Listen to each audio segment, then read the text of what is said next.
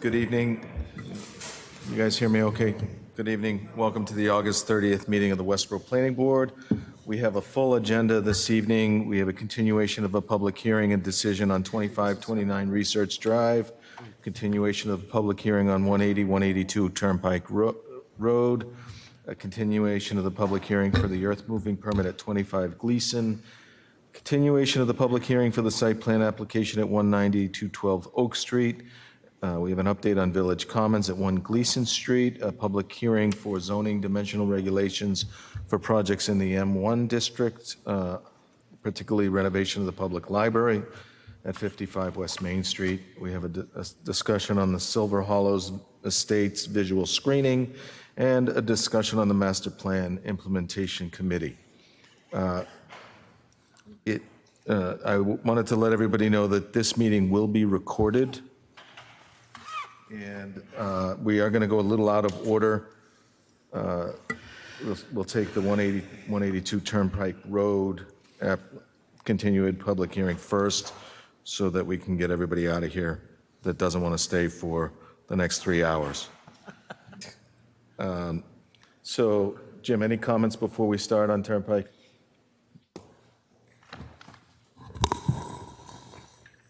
Thank you, Mr. Chairman. So this evening for this project, they are going to present the traffic analysis. Any other additional information? We do have a letter that we're going to enter into the record after we discuss the traffic, but I expect this evening will be only that discussion. Who wants to start? Randy? Sure, I will. Randy Waterman, WDA Design Group. Also with me tonight is Marshall Gould, but he's generally lost his voice for the day, so he's trying not to speak any more than he has to. Ron Mueller from Ron Mueller Traffic Associates, and Barry Yesherson from my office, PE in the office. And as Jim mentioned, essentially as of last month when we met, which was August 9th, there were multiple questions on the access from Route 9, and so Jim had asked that we have Ron come in, since he did the analysis, and go through what happens out on Route 9, how you get in and out of the site, and how it meets the requirements of the DOT. And that was our main focus for tonight. Great. Thanks, Randy. Good evening, Mr. Chairman, members of the board, members of the public.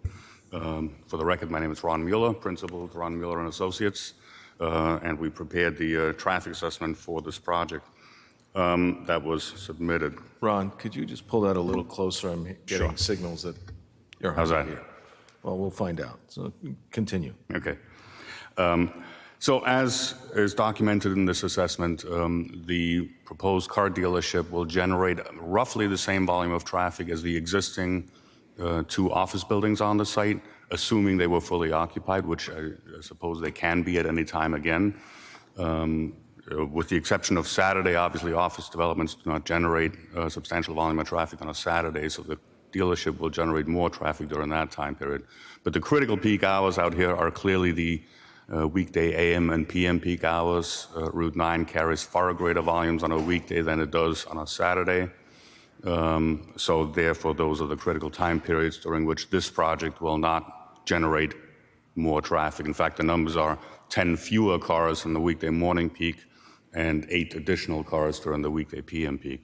So the biggest focus of our assessment was on the access driveways to make sure that they're safe. And for that, we collected vehicle speed data on Route 9 to determine what the 85th percentile speeds are. The speed limit out here is 55 miles an hour. The 85th percentile speeds were 58 miles an hour. So that 85th percentile speed is what we used in calculating the minimum sight distance requirements, which are, based on that speed, 555 feet that you need to be able to see to your left as you're exiting either one of these driveways. Especially the western driveway is on a downgrade, so we take that into consideration as well. And I want to point out that the requirement assumes wet pavement conditions. So when it's raining, we've got to make sure, and on a downgrade, that people driving at the 85th percentile speed can still avoid a collision and come to a stop to avoid a collision. The measured site distances are more than 700 feet from the east driveway and 560 feet from the west driveway. So we barely exceed, but we do exceed the minimum requirements at the west driveway.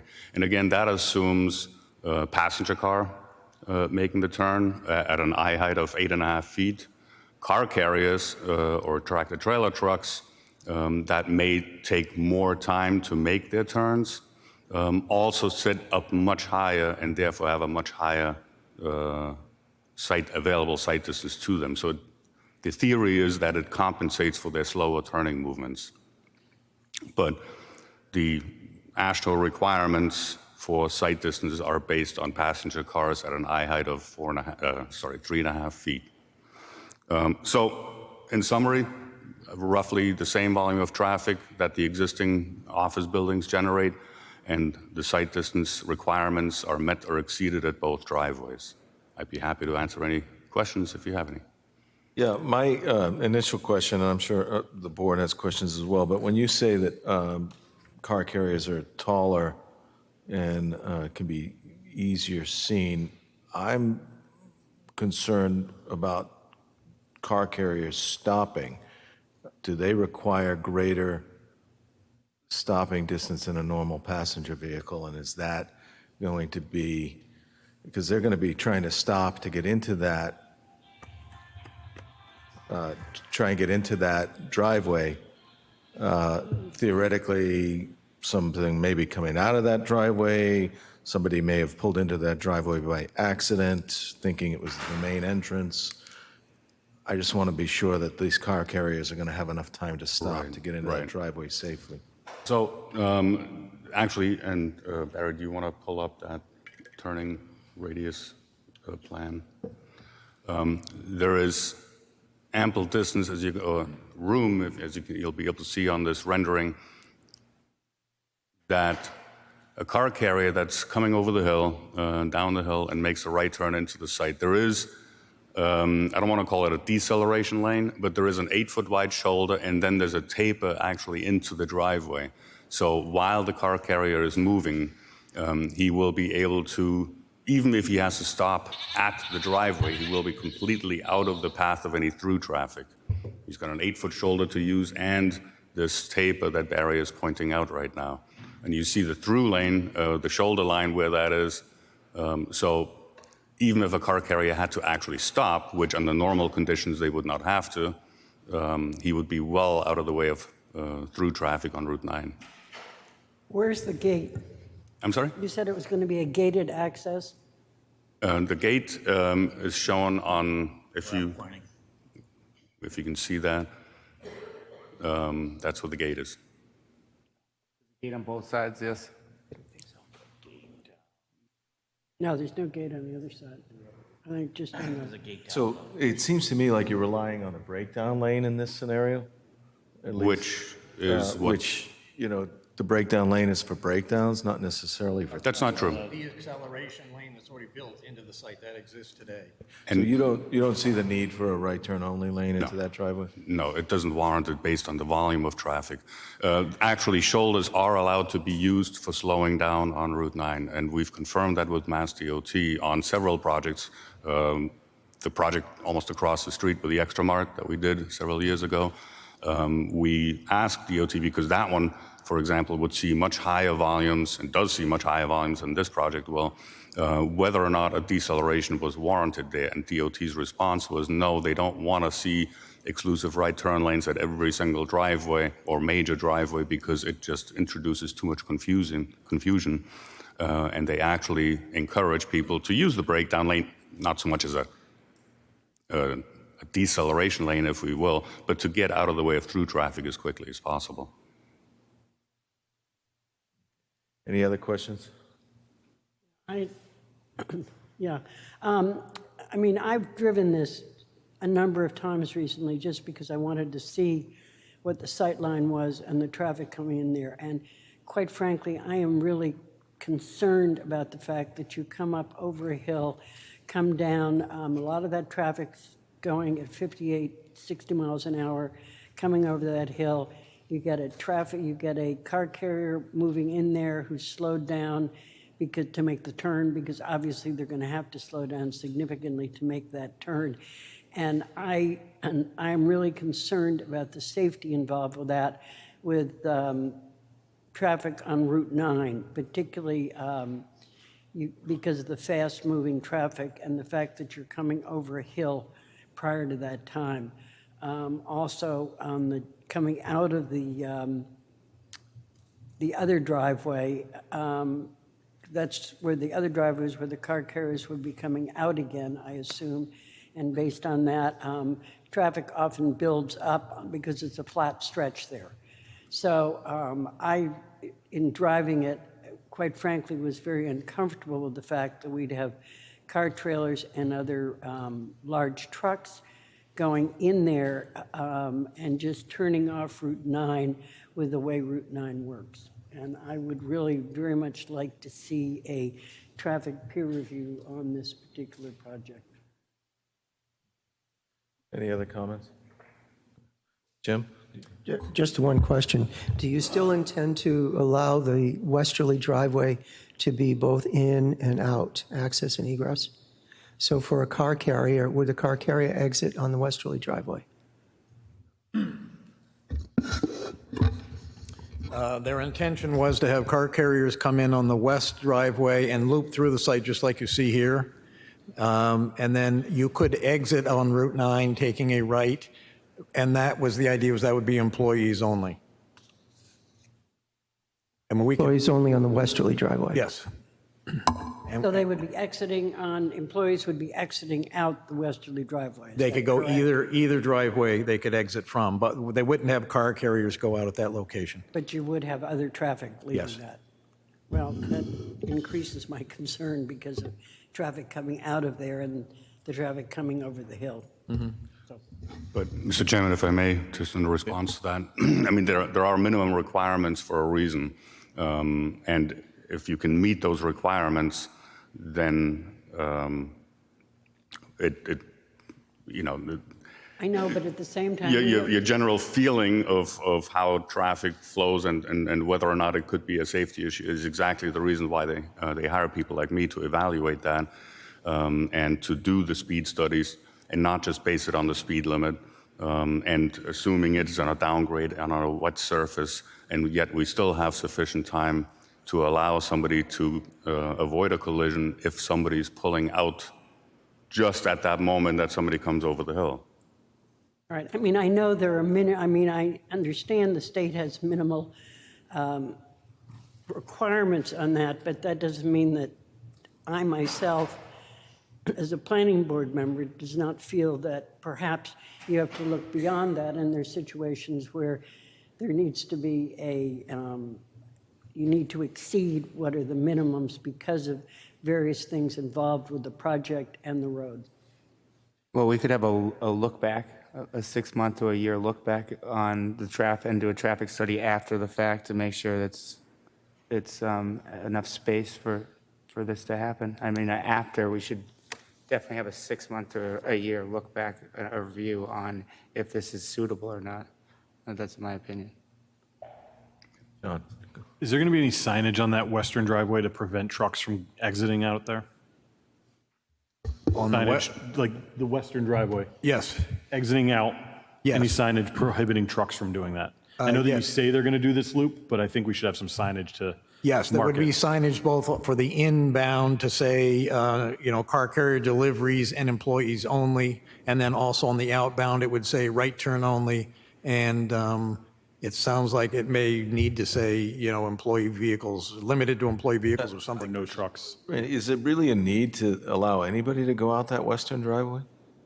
Well, the project manager was here at the last meeting, and they felt pretty strongly that it was advantageous to not sending everybody, then more of these vehicles have to come down towards the back, and I know the abutters had some concerns about lighting, and so if you can send more that way, it just seemed, rather than make them go around and pass through another gate. Do we know how many employees we're talking about? I don't off the top of my head. That was I mean, asked at the it last just seems to meeting. me like there's not, well, I mean, I guess with the mechanics and everyone else, there may be more employees than I'm thinking, but it would just seem to me like we could solve this if everybody just exited the east driveway that would make it safer to me. I can certainly talk to AMSI and ask them if that, I mean, they said at the last meeting, they felt strongly they wanted it, but if you really think that would make a huge difference, then I can certainly ask again. Yep. Okay. One concern is if the employees are parking on the roof, like you guys told us, they're coming down the ramp, and then they're going to have to make that U-turn right there to go to that exit on the east side. So that might be really challenging. I'm not saying it's impossible. I'm saying at closing time, you might have a backup of employee cars around that area, right by where the closest point to the neighbors trying to get out. Because people are not going to be able to make that U-turn. They're going to have to make a 3-point turn to get out that way. Right, so that might be the reason to let them use the western They just continue. exit.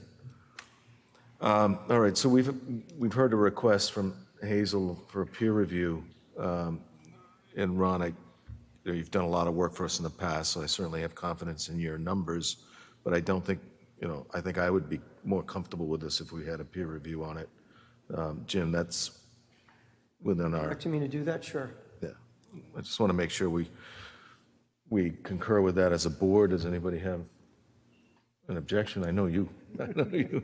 All right. So, yeah, Jim, if you could instruct, the applicant that we'll need a peer review on this.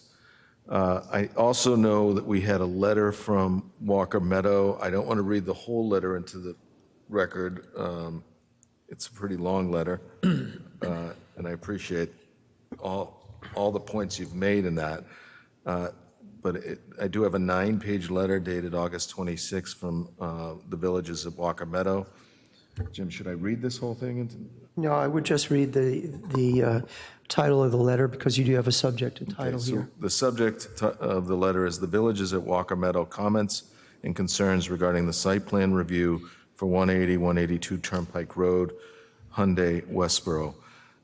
The applicant has asked that they have a chance to prepare a written response to this letter, which they will distribute to the residents through your board, and then they'll have a meeting with you after you've had a chance to see that written response. Am I correct on that explanation, Marshall? Just nod your head. You don't have to speak. I'm not sure whether we will have a meeting with them or whether I'm sure that they would want to come here and see it anyway. So we'd be happy to get the plans to the board and to them prior to a presentation. Okay, so have you had a meeting with them since? No. Because I thought you had made a commitment to meet with them outside of this forum. That is correct. We did make that commitment, and several times I talked with Mr. Webster, and we were told it was a Monday or a Friday, and I kept trying, sorry, there goes my voice, kept trying to see if we could get that meeting. But he said that he had a meeting with the residents, and they were going to come up with the letter, which we did not get till Friday afternoon. I believe at the same time that the town planner got the letter. Right, so we're going to continue this to the September 20th. So I assume you'll have that written response to their letter within the next, We hope. There were a lot of points that they raised, plus we already knew about the points the planning board members had raised. So it's going to require, yep.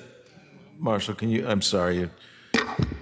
it's going to require a modification to the site plan for many of these things. So we'll get the modification of the site plan first. We'll get it to Jim. We can get them a copy. And then if they are willing to have a meeting on the same day when the representative comes up here, we'll be happy to do that. And I think that gives them the courtesy of a meeting on a Tuesday afternoon, and then we can meet here that night. And if, So the 20th. yes, and that's assuming they can get their plan redone.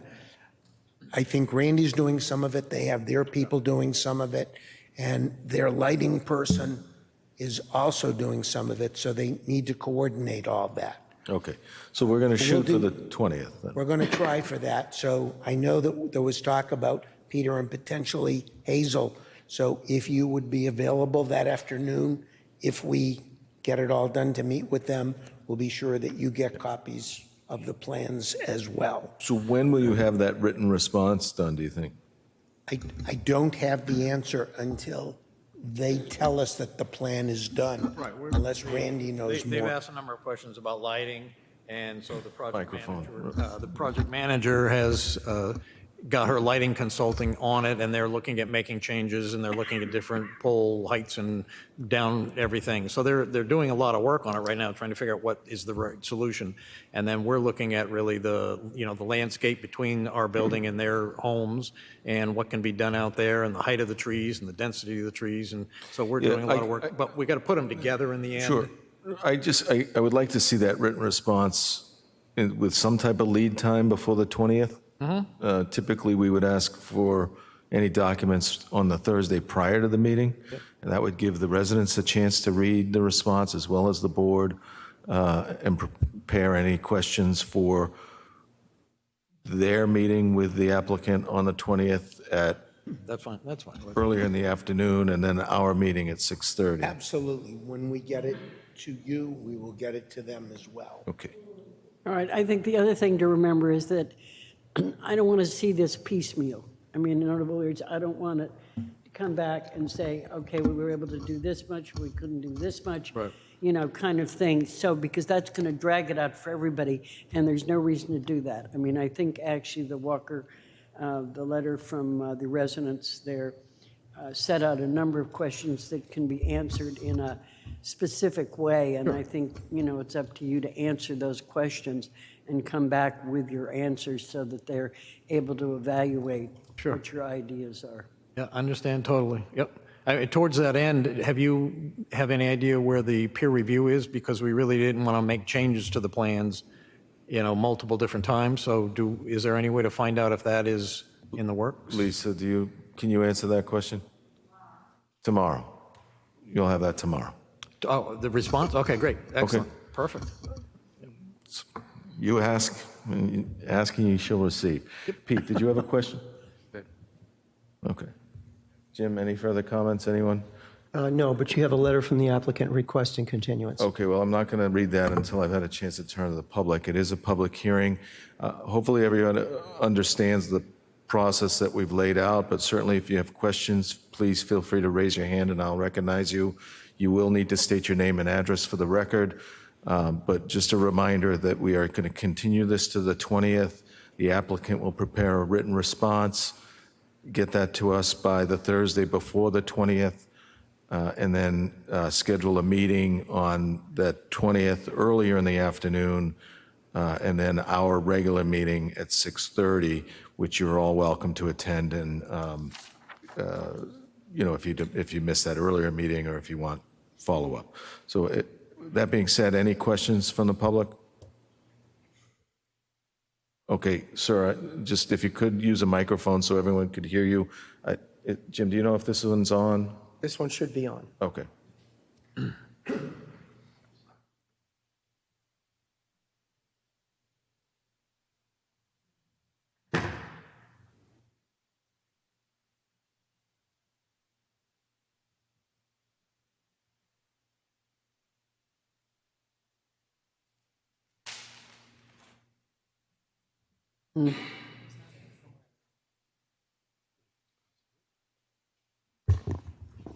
Ken Ferrera, 9 Deerfield Way.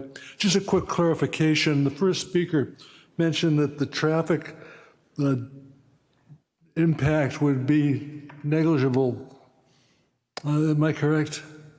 Yeah, that was if the office buildings were fully occupied. Right, but Monday. The traffic impact would be relatively the same as it was if the office buildings were fully occupied and operational. On Monday through Friday. On Saturday, the traffic would pick up because, a building would be closed and a car lot will sell more on that day. So you're not expecting a lot of customers, but the retail space is different from the office building space. I would suggest. Ron, do you have a response for that? I'm not sure I heard the question correctly. Well, I'm disputing, I guess, the fact that the office building has people that work there that, Oh, I see, okay. Yeah, Mr. Ferrer, can I just tell you, we've requested a peer review by our own traffic consultant to analyze those numbers. Maybe we could get that and get you a copy of that to see if that, our own would be traffic great. engineer, yeah. I mean, I'm not saying, I'm not instructing him not to answer the question. I just think that we'll get an expert to check those numbers. excellent. Okay. Thank you. I saw another hand. Mr. Webster, right?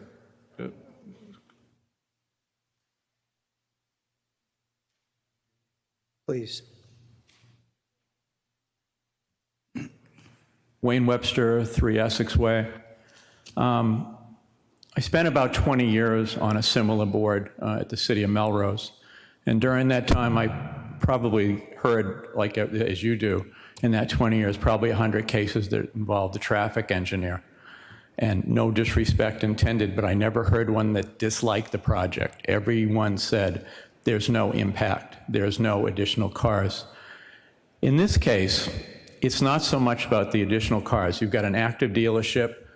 In the east driveway, you're emptying out where the CarMax people who are trying out new cars for the first time are coming out. So that's a little bit of an issue. The larger issue here is not so much the traffic on Route 9. They can't do anything about that. We can't ask them to do anything about poor drivers. However, those of us who live in the area and use Route 9 in that area see routinely the car carriers don't pull into the lots. They pull up on Route 9. And we recognized after speaking to Mr. Robbins and others that the dealers do as best they can to get them to pull in. They attempt to make space. I understand CarMax has 3 spaces for car carriers, yet when we come down the street, down Route 9, the car carriers are out on Route 9 loading and unloading cars. This is a problem. The larger problem with this plan, even in terms of traffic, is the traffic on the site. As you look through it and you look at this, on paper it seems to work, but when you look at this entire plan, we just spent the weekend in Ogunquit, and I looked at this plan this morning and said, this is truly 10 pounds of day-old fish in a 5-pound bag. It just stinks. And there's not enough room for the car carriers to get in. There's not enough room for people to move around on that lot. There's much more use of this lot than probably should be, my opinion. It looks like we're using every available space and attempting to have people buying cars and employees inside with cars and all of that. If somebody moves in the wrong direction, this plan doesn't work. And it's because we have too much in a single space. So looking at this plan, it would appear that the traffic it can work. It can work as long as there's no traffic on Route 9. It can work as long as the gates are working. It can work as long as your employees go in and out at the right time. All of that works if everything is timed perfectly. It happens like that on really crowded spaces. We lived 40 years just north of Boston in Melrose. It's really crowded. And everything had to be perfect for things to work right. Let me go on from that and make a comment about the meeting or the lack of a meeting. This isn't easy for us. We're not engineers and architects. We don't work at this full time. We have to sit down with people. I don't run Walker Meadow. I'm the head of the Homeowners Association. But I have to look out at these people and get their acceptance and concurrence on ideas. On Thursday afternoon of last week, I got a text from Marshall saying that he could do it on Tuesday if we could just agree to do that. I was playing mini golf with my grandchildren, something you have to take a loan out now for. But I was playing mini golf, and I got back to him and said this letter was being done. I was expecting the edits from the committee that evening, and I would get back to him in the morning. So at 4 o'clock in the afternoon, we were about there. At 9 o'clock in the morning, I called him and said, I got the edits, I'm going to finish up right now and get it off to you. And he said, no time, no time. There's no time to have a meeting. We won't be able to get anything done. Send me the letter. You all have a copy of the same letter. So comments are somewhat disingenuous. We were ready to meet today. We could have met today. Instead, we met with the Walker Meadow residents separately and discussed this plan, this traffic plan, and other things, other comments, so we could continue, hopefully, to be helpful. to help you, because we understand how difficult your job is, and to help you as well as you attempt to put way too much on a lot. And we'll have more comments about it as we go forward. But this entire plan, and I know we're just talking about traffic tonight, so I don't get too far afield. This entire plan, whether we're talking about screening or noise or hazardous waste or anything, there's no place to put anything. There's no place to do this, including, if you'll notice in the letter, it talks about how many acres they add, what they actually add by having a deck on top of the building. So more and more impermeable space. So it's just one problem after another. Traffic is a huge issue. I agree with Ms. Nurse that just the way this is drawn, that car carrier pulling in and not getting off the road fast enough, when you come over that hill, there's the driveway. And if you don't know it's there and there's something in the way, it's a mess. It's going to be a mess. We will have more comments in future hearings about hazmat and screening and lighting and what we're going to require.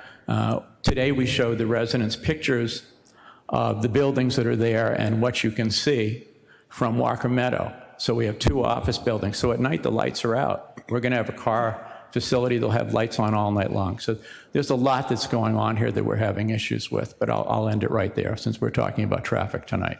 Thank you. Any further comments from the public?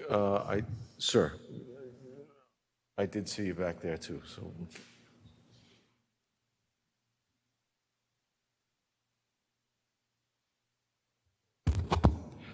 Tom Persia, One Shake Away. I'm just a little confused. Wayne was referring to our efforts to meet with the developer. Am I correct that what you're proposing to do is answer our letter on Thursday before the meeting?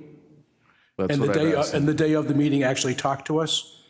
So apparently we have no time to actually think about or look at anything before you actually present? Well, 5 days. You'd have 5 days. 5 days? We have 5 days to see the letter, not to see whatever they're going to present. No, 5 days with all the information. That's what he proposed. So along with your response would be the drawings and so on that you plan to present that night? I'm sorry, I couldn't understand you. I'm sorry. The question I'm asking is, and I forgot your first name. Jim was saying that 5 days before the meeting, you would have a response to us. Yes. And he was suggesting that response would not only be a letter, but also all of the drawings you'd be prepared to. Is that correct? That is the plan right now, yes. And if we can't have it to you 5 days before that meeting, then we'd have to push that to the next meeting. That's what they're saying, yes. Thank you. So we're working on it, but just, you know, there's a lot of pieces trying to get you answers. Tom, I realize that they're proposing to have a meeting with the residents the same day as our next meeting, but that doesn't mean that that will be our last meeting on this. We'll, you know, if more issues come up at that meeting as a result of your meeting with the applicant, then we may have to continue it further than the 20th and deal with another response. So, you know, but I think I understand that that is when the actual applicant will be in town, and to me that makes sense to try and get the guy who's writing the check in with you guys to answer these questions. I agree with the idea of trying to be reasonable. On the other hand, we're talking about a rather expensive project. It doesn't cost that much to fly from Florida to here. They don't seem to have any problem inconveniencing us to make us meet and schedule out, move our schedules around. But they're doing this for a living, and we're working to their time frame, and I'm a little concerned about that. Okay, thanks, Tom. But thank you. I have to say I agree with you because I'm just thinking to myself, you get the letter, the residents look at it the first time they would like a chance probably to have a meeting themselves to discuss it, and then the applicant comes in and makes their answers, but there's no back and forth really. I mean, in the sense that the applicant will come in and say, okay, you know, here are the answers we have, but there's no answers available from Walker Meadow Group at that time because they haven't had a chance. You need more back and forth. So I'm not really pleased with the way this was set up specifically. I don't know if there's another way to do it, but I do feel that there needs to be more give and take Well, I think it- particularly since they've raised so many issues. Yeah, I mean, I think it's apparent to me that we're going to have more issues come up at the 20th meeting, particularly since all we've heard today is traffic. So, I don't think, I understand what they're trying to do, and, yeah. And I'm supposed to be at the meeting, so I need to be also notified so I can actually attend the meeting. No one's reached out to me about actually setting up this meeting since you guys agreed to it. So I need to be notified so I can be there for this meeting as well. Yeah. Ellen, did you have a question? Yeah, could you come and use the mic and name and address for the record? No, that one's working. I don't think this one's working. Oh, thank you. My name is Ellen Google. I live at 84 Fisher Street, and I'm here. I'm the chair of the Active Transportation and Safety Committee. The issue I'm here to talk about is the easement that we want for the B-Walt on this property. Our committee has met, but we haven't discussed this formally, so right now I'm just giving you my thoughts and urging you to require the developer to give the easement or to grant the easement somehow as part of the permitting condition. So I have a few points on that. And we will probably get you a letter. We're going to discuss this at our next meeting. The easement on the old trolley line right-of-way is critical. Without it, we won't have B-Walt. It's been planned for over 10 years. So we've been pretty aware of it. The plans out there have existed for 10 years. So it's the easement from Lyman to Park Street. That's sort of the critical heart of the B-Walt. Alan, can I interrupt this? Tonight's meeting was mainly about the traffic. Okay. We are going to open other issues such as, the B-Walt easement, which we've already brought up. I don't want to cut you short, I thought I was here a little it's- bit late. I know you already had one public hearing. Yeah, it sounds like you're going to have a formal letter from the committee for us in the near future, possibly before the 20th. So maybe we could address it that way. And Yeah. again, Okay, it's a well- public hearing, so if you want to Yeah. continue, you're welcome. Okay, Yeah. I'll shorten this then.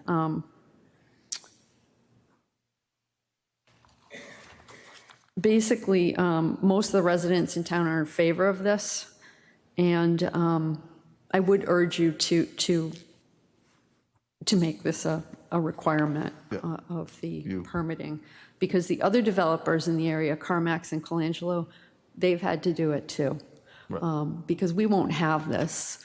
Our committee was charged with planning for this trail, and that's why we're here. Well, I think that point is Okay. certainly well received by me, so. Okay, well, thank we'll you. have a formal letter the next meeting. Thank you. All right, again, is there anyone else that wishes to speak? Ma'am, if you, do you want to, do you mind coming up? Okay, thanks.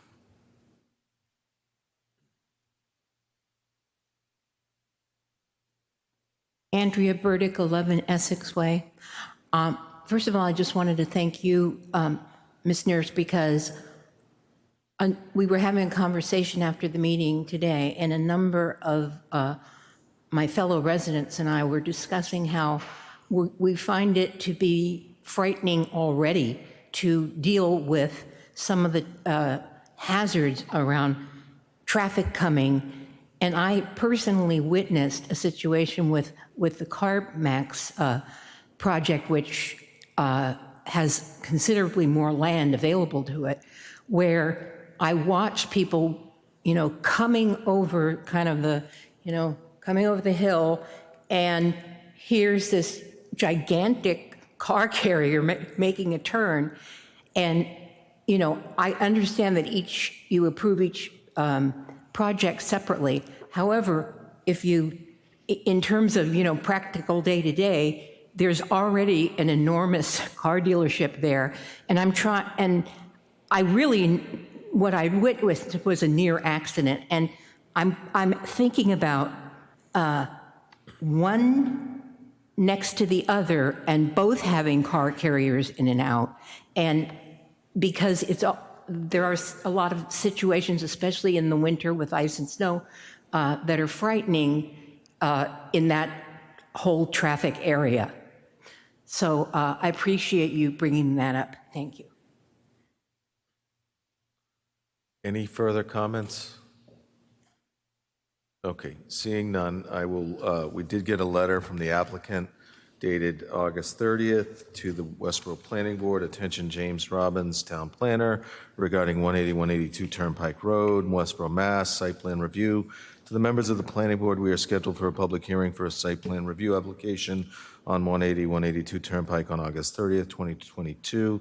I respectfully request that the public hearing be continued until the Planning Board meeting on September 20th, 2022.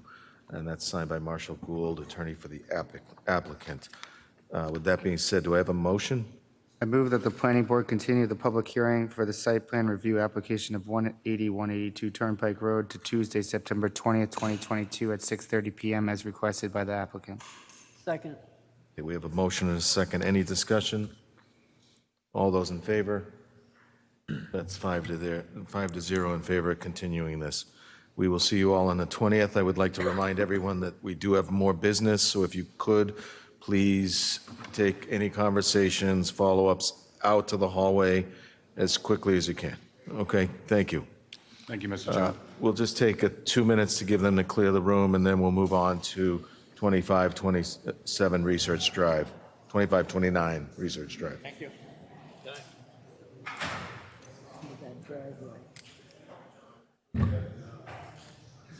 Very. An issue. I think getting out of, yeah.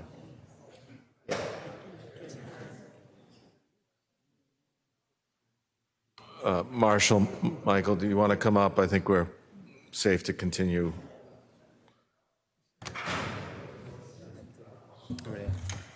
We have a continuation of the public hearing for 180-182 Turnpike Road site plan application. Jim, any comments before I turn to the applicant? Dealership right next to each other on that side. No additional comments that I've received from the public. You do have a draft with edits to consider this evening. You've had a chance to review the draft and offer edits, I understand. Just give it a second, please. I think we'll just like the room to quiet down a little. People watching at home probably can't hear very well. I'm having trouble hearing, so. Enough to hear in here without that noise. Well, they're almost dissipated, so. You've had a chance to review. I understand we have a number of edits, and Jim's going to take us through the entire decision. Any comments before we do that? We want to thank Jim for all the time that he gave us over the last week, really, working on this literally right up until this afternoon. So thank you, Jim. He's been very cooperative. And I think what you have is something that we've agreed to. The last two very minor edits that Jim added, we're fine with, so we're all set. I understand you've agreed to allow the fire department to do some training in the building that's going to be torn down, and I want to say thank you for that, because it's not many opportunities for a town to train on a building of that height, and it could come in handy and save some lives down the road, so particularly the firefighters, but really anybody, so thanks. And just to point out also, John raised that during our work sessions, so thanks, John, for reminding us, because when this process first started, I met with Jason, who's now no longer here, he's in Natick, and with Pat, and we said that we would cooperate with them. And Peter had indicated to Fred outside the room at the last work session that he would put somebody from the fire department in touch with the demo team to coordinate. Great. Great. Yeah, John, I want to say that was a great point, and I made sure the chief knew that you were responsible for that, because. Oh, thank you for that. And I spoke to him today, and he was very appreciative. All right, so Jim, I'm going to turn to you to take us through the permit, the draft permit, and then we'll turn to the public for questions because it is still a public hearing. So once we've gone through the permit, heard any questions from the board and the public, then we can hopefully close the hearing and continue with the decision. Okay. Jim, take it away. Thank you. What I'm going to do is I'm going to do my best to go through this and deal with the conditions and not so much the description of the plan, but please stop me anywhere where you have a question, whether it be just because you don't understand or you want further explanation or you want changes. So the first page describes the plan, the dates of the public hearings, and the notice in the newspaper. There were some minor changes here with regard to the name of the applicants. It's Samuel and Associates Development, LLC. I initially had it simply as Samuel and Associates. Thank you for that correction. Together with its successors. So I appreciate that additional clarification. The applicant also asked that we include life sciences and related manufacturing laboratory processing uses. Our zoning bylaw defines them as research and development. They wanted further clarification, so I'm fine with them adding that language. It certainly also notes that it's research and development use. That's at the top of page 2. There's no questions there. There's clarification in terms of where the parking is called out, and the applicant wished to have parking noted in the next to last paragraph on the bottom of page 2, and you'll see then at the top of page 3, we've deleted the same information. We've just moved it from one paragraph to the next. And in the middle of page 3, you have an edit that has to do with the date of a letter and the date of soil testing. Also, we've added that the existing site contains substandard stormwater treatment and infiltration. I think that's important because they have significant improvements later in the plan. On the top of page 4, again, this is a discussion of the proposed plan. That's the same as what you saw previously. And then in the middle of the page, it talks about the 50-foot buffer area, which is noted on the project plans adjacent to the Walkup Robinson Memorial Reservation and the trail network. It's just noting that that trail network will be continued on the site. Yeah, Jim, I did have a comment here. Do we Okay. need to clarify that that will be open to the public and not just for... We could make it a public walking trail if that's all right with you. I just want to make sure that we're not going to Are have you limitations on that referring trail. to the walk-up Robinson Memorial, or are you talking about So on-site? the Walkup Robinson is open to the public and the sidewalks Correct. are open to the public, but I don't want there to be a confusion later on that a future owner may say, well, this is for employees only. Well, and at the same time, I don't think you want the public wandering through the campus, so. That's correct. Consequently, the question is, maybe there needs to be a little better definition of the walking trail, or if we see it on the site plan, that might answer that question, but I think it is, I mean, I can understand is what it on your the site concern plan? would be, but. It is on the site. See where Correct. we are. So we did show the connection on the site plan, and it is from the Walkup Robinson adjacent trail that we had reviewed and walked with a group of people, including Mark. And Does that say public walking trail? It does not say public walking trail, and what we did is we maintained a connection and expanded a connection from Walkup Robinson to the adjacent trail that exists on the side, which is in Maybe the, there needs to be some designation where it says public or something that defines it a little better in this particular paragraph, just to make it clear. Yeah, will this be protected by an easement of some kind? it falls within an existing easement that's a utility easement. So there was a conflict with the rights and the easements, but so we maintain that connection Okay. and that trail. Yep. So the piece that we're showing would be that connection from Walker Robinson to the side area that's within the easement. Right. It's intended that it would be, although not promoted and advertised to people who would go from there into the site, it's there to connect to that existing network. But for the reason that you had mentioned, Hazel, and that we had talked about before, is that we don't want to promote the public from wandering along certain areas within the site right, because of the yeah. type of uses in the development. Sure, and I'm completely in agreement with that. I just want to make sure that we have that So people maybe who just say walk all the way, all the way there on the sidewalk don't run into a problem actually accessing the walk-up Robinson Through site. the chair, if I could. Yeah, am I overthinking this? This was raised early in the process in this meeting, not in a work session, and it was talked about whether the public would be invited all the way through the property. And a question was raised early on. Jim had actually sent me an easement plan that he thought was for a walking trail, and we found out it was solely for the town if they needed to get to the water tower, which the town has never used and they have no intention to use because it's too hard to go up over that giant hill. So we had said early on that for liability and security reasons, we were not inviting people from the trail onto the property, but that the connection would be that at the most southwesterly corner, they could then go over to where the electric easement is that's on the border of the property.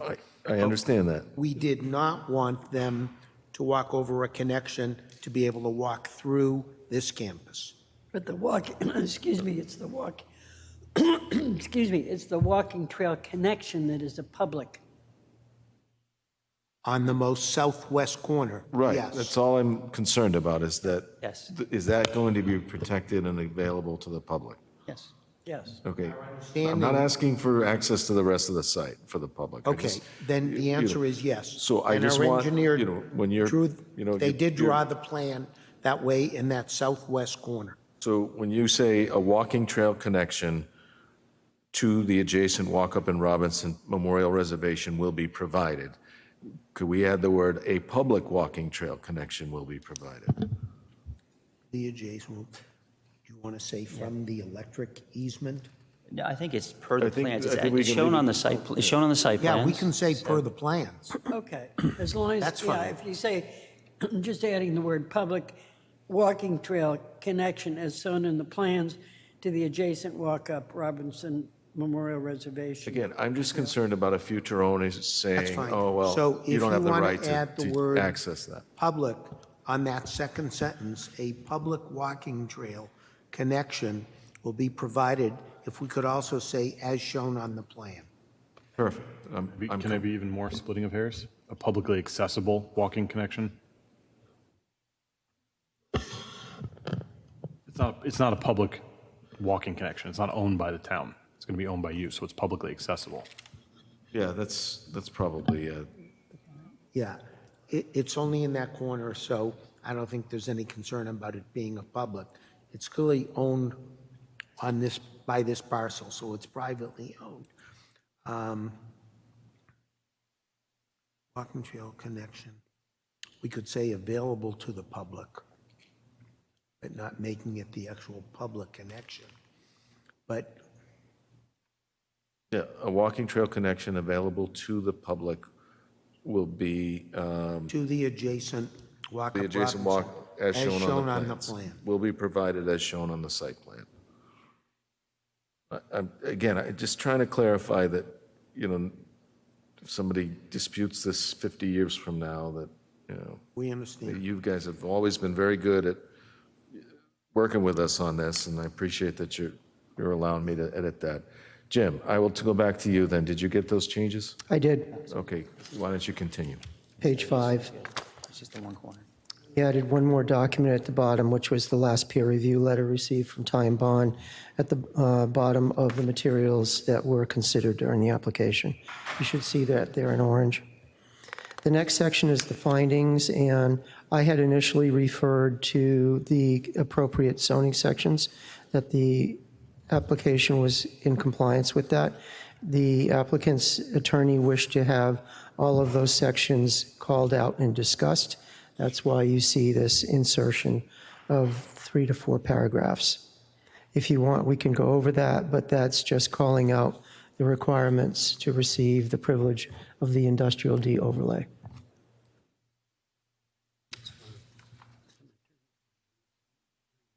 Under both section 1241, which is your site plan, as well as section 5400 and 5452, which is the site plan and the overlay, ID overlay. It says the board shall make findings about certain areas. So we just said the board is satisfied in accordance with the requests in those sections. And for purposes of, once this is being financed, we want everybody to know, both the lenders, their attorneys, et cetera, that these are what is required. Okay, I'm comfortable with that language. Does anyone have any questions on it? I know it's a lot of language, but it seems like it really just restates. A little extra verbiage. It is, it's extra. Before, Jim had put in that it complies with all the, It's just excuse our me, with the standard requirements. So Boston Council, not me, decided it ought to be a little more thorough. So we said, fine. So if we're okay with that, we're on to page 7 already. That's a good thing. There are a couple of edits under the first 4 conditions that are just simply words that have been changed. Owner to applicant, affixed 2 typos. You know, And- technically, Jim, the certificate occupancies are not for the project, but for the buildings. So I was trying to figure out why the word for the project isn't, because that's, So you don't give certificates of occupancy to a project, you give it to the buildings within the project. Right, but this is a campus with multiple buildings, and so it refers to the entirety of the project. All right. I'm okay with it. Said It's it fine just, with as me. I said, it's Yeah, not, That's why he put in Correct. final, because there would be 3. And by right, the I time knew of- that. Yeah, So but as I- I said, it's, I actually, sorry, I was picking. Lisa, go ahead. I didn't see you there. Talking about the same thing. Item 1, I'd recommending a change to the wording on that. My worry is if I don't get as-built plans until the final occupancy, which would be the 3rd or 4th building, and they only build 2, then we'll never receive an as-built of any kind. So before they receive certificate of occupancy of each building, I would think that we would want a interim as-built, and each time it would be updated before each certificate of occupancy. We don't issue temporary ones anyways, so I think we need some kind of wording in there to cover that. So can we add language regarding interim as-bills for the first 2 buildings? Is that- If I could, Mr. Chairman? Go ahead, Mark. We went back and forth on this internally, and if you look at the language on the 4th and 5th line, it talks about the final as-built plans would include all required landscaping, utilities, lighting, site improvements. So as we build one, we'll build building 1, I should say, they will build building 1, and they can show the immediate surround of the parking and the landscaping for the building, but they won't be showing an as-built on the whole site till they get to building 2 and then to building 3. Yeah, but I think it is important, as Lisa said, that each building have their own site plan, and the site plan then be given to the engineering department. And then when you do your final site plan, which covers all the buildings, fine. But I think individually, since you're looking for COs on each of the buildings. Okay, Michael, Yeah, do and you have a comment? I just add to that, so I would say we had similar situations before where we could agree on what would be included for the as-built for building 1 that would include enough of the immediate area so you can see that the appropriate parking and the appropriate landscape lighting, et cetera, has been installed for that building. We can do that and provide the interim as-built, which would be on a building by building and then part of the site. And the reason we can't do the whole as-built to the Right, final is because which we're I going to understand, yeah. have a building pad or Right. 2 that will evolve. So we'd be fine with doing that.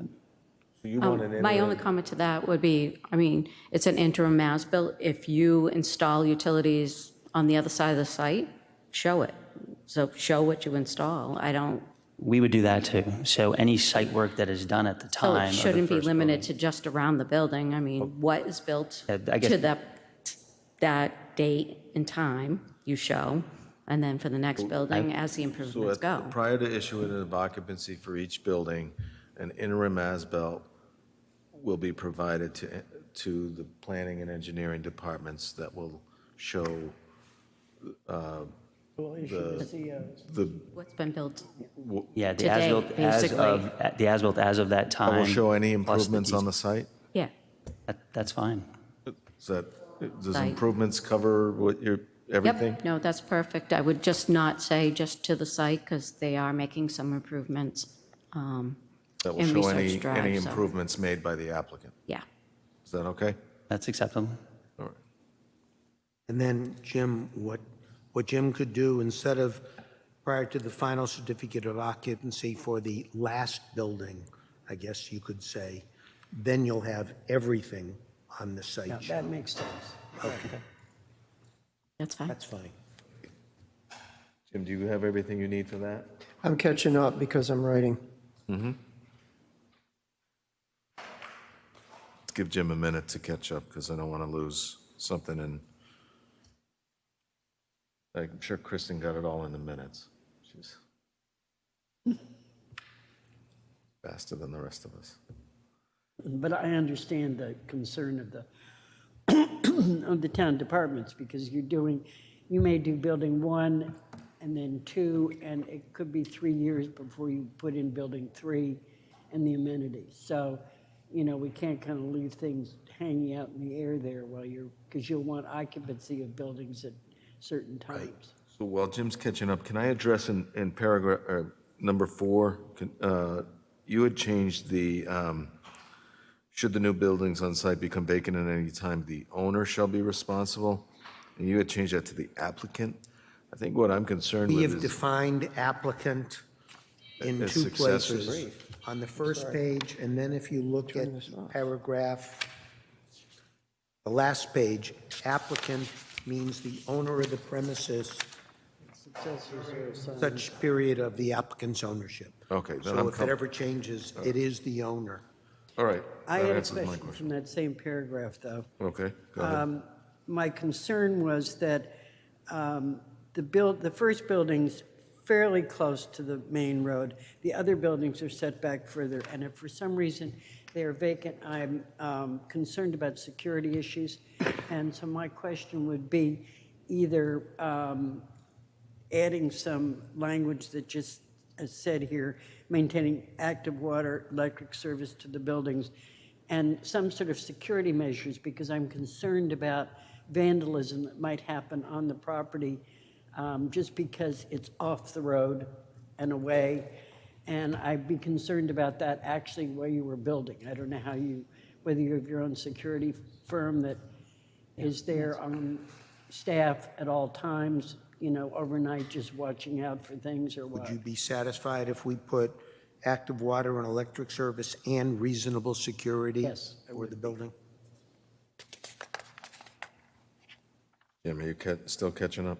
Yeah, I didn't hear any of that, so I'm going to have to Okay, we're catch up on gonna, it. we're gonna catch you up on that in a sec. We'll finish your, Well, I'll rely on Kristen.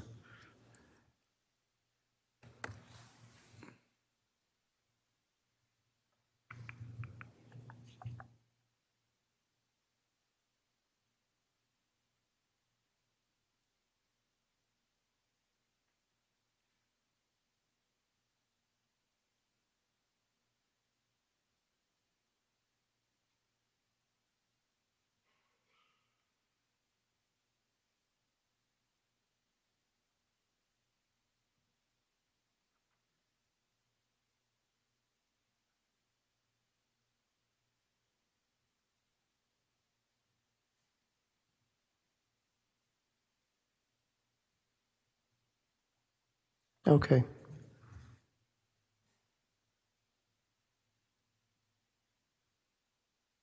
So you were on number 4, and you wanted something about, yeah, so it would be maintaining active water and electric service and reasonable security measures. Is that right?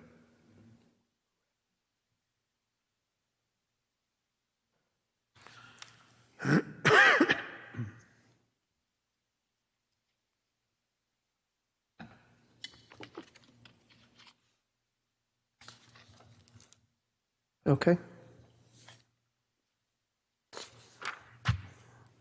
We're good, we're on to page 8. All right.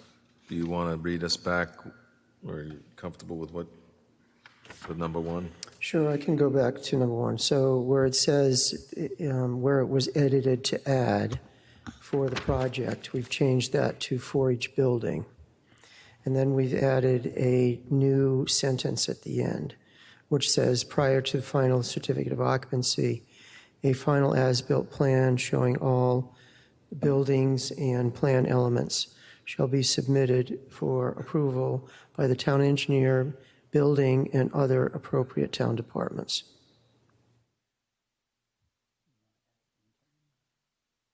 You want to add interim? Yeah, I was thinking the first reference to as-built, In add the first interim. sentence, shall be verified through interim as-built plans. And then Lisa, do you want that to say that will show any improvements on the site at the time or something to that effect? Yeah, I'm sorry, not on the site. We clarified that already.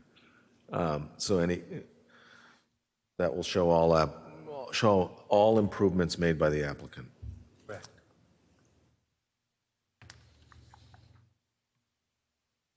Showing all improvements made by the applicant. So it shall be verified through interim as-built plans showing all improvements made by the applicant. Correct. Comfortable with that? And for the last building on the project, Jim, it will be the way you had it originally.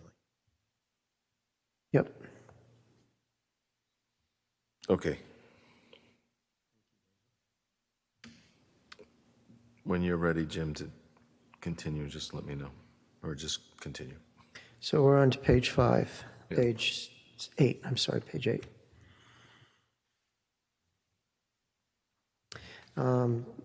Item B at the top of the page is very simple. We just condensed it to one word from 4 words, and it doesn't change the meaning. Number 7, Jim, I had a question on number, on the B. Why was no light pollution? What's the difference between glare and light pollution? Are they the same thing? because in our zoning regs, we define what that is. It's That's called what I thought, spill. Yeah. Instead of light pollution, which is pretty nebulous, what's pollution? We call it spill, which is why we require a photometric plan. Okay. And the words light pollution actually came from the Boston lawyer for the applicant. I had a question on Pointed that. out that glare is in the bylaw, so we had to go back. I wanted to know why you struck the word caused and then put in the word caused. Say again? Go ahead, continue. All right, number 7, the location of all proposed on-site irrigation. And that's actually a much more thorough sentence, the way that they propose to edit it. Number 8, the applicant shall comply with the requirements of the order of conditions. And we have a edit on this one, and that was including the order from the order of conditions, the DEP file number. You Which I confirmed that added. with the conservation agent today, right? Yes, That yeah, date. Sherry's here. Oh, She's the one that Sherry, you're here. requested that addition. Okay, that's the most current and one to okay, got it. Is that referenced in the documents earlier? Yes. Okay, great, thanks. Let's see, number 10. So this specifies the EV charging spaces. They already have 54 shown on the plans. The way I originally wrote it is that they would work with Sustainable Westborough to identify the location of EV charging stations on the plans, but they've already shown 54. They did that on the revised plans. So they made the addition, which I'm fine with.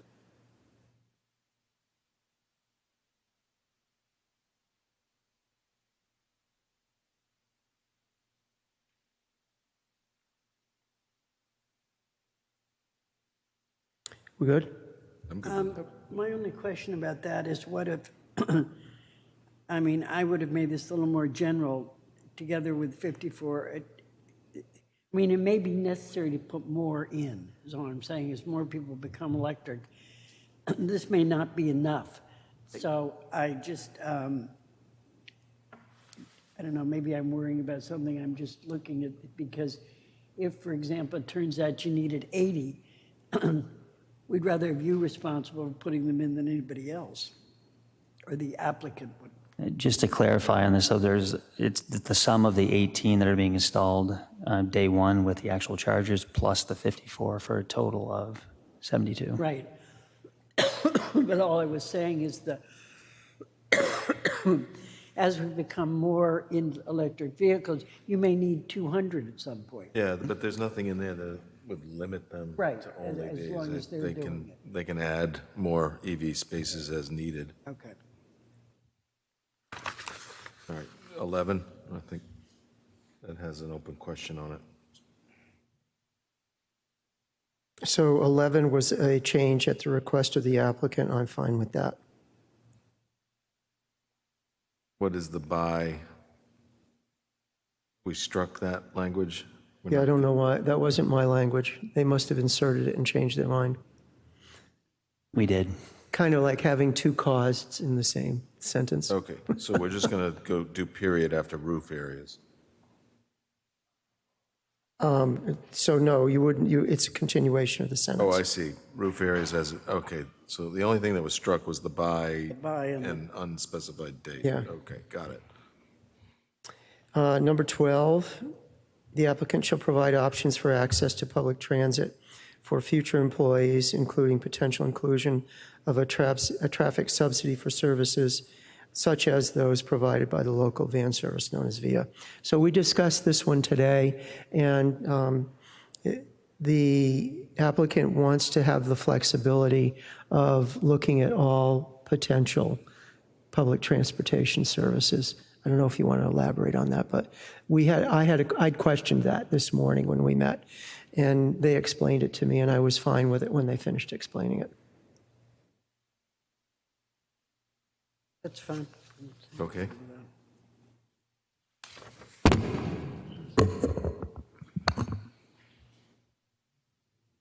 Number 13 has changed slightly, and I also added a sentence. So 13 now will read, the applicant shall provide a walking trail connection to the Walk-Up Robinson Memorial Reservation trails as shown on the site plans.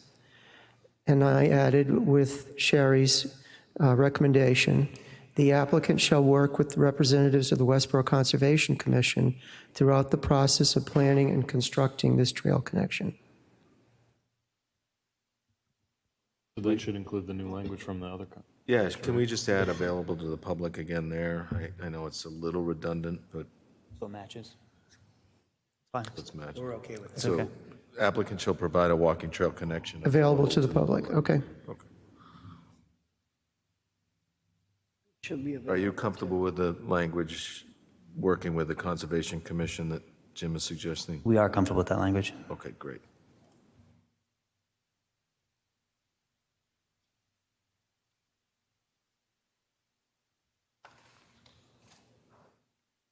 Okay, hold on one second, I'm catching up.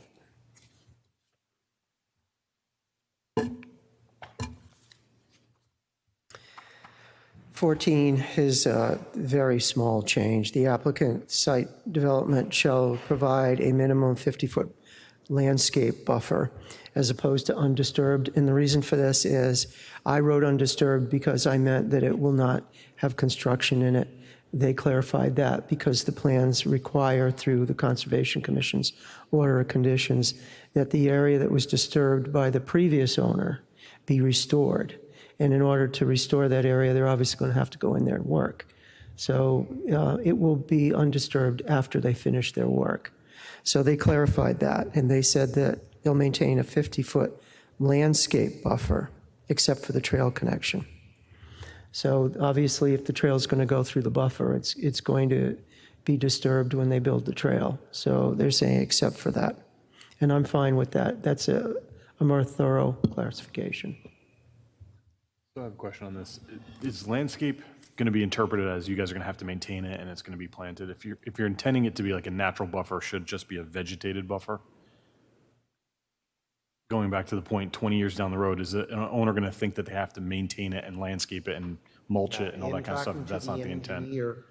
He said it was going to be set up to look natural like the other buffer. So vegetated might be a better word than landscape buffer. Does that work, Jim? Jerry says yes. Vegetated buffer.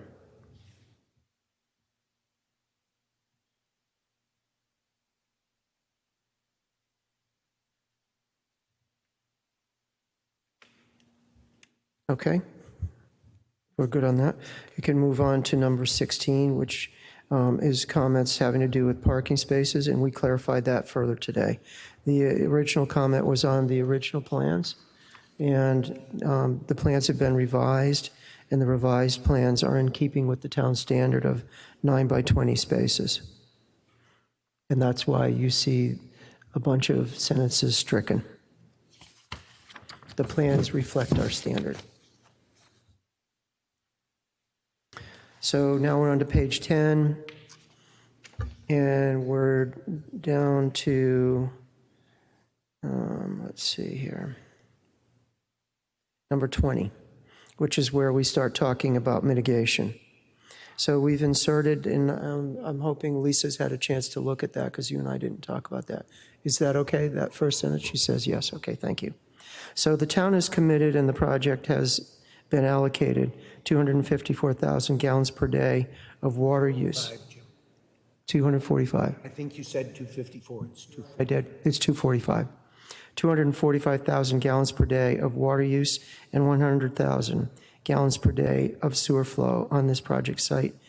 In the connection with these allocated flows, the applicant shall make mitigation payments to the town in the sum of $2,050,000 for the purpose of water and sewer infrastructure improvements. The mitigation payment shall be deposited by the applicant or its successors in the town's mitigation and stabilization fund according to the agreed upon schedule outlined below.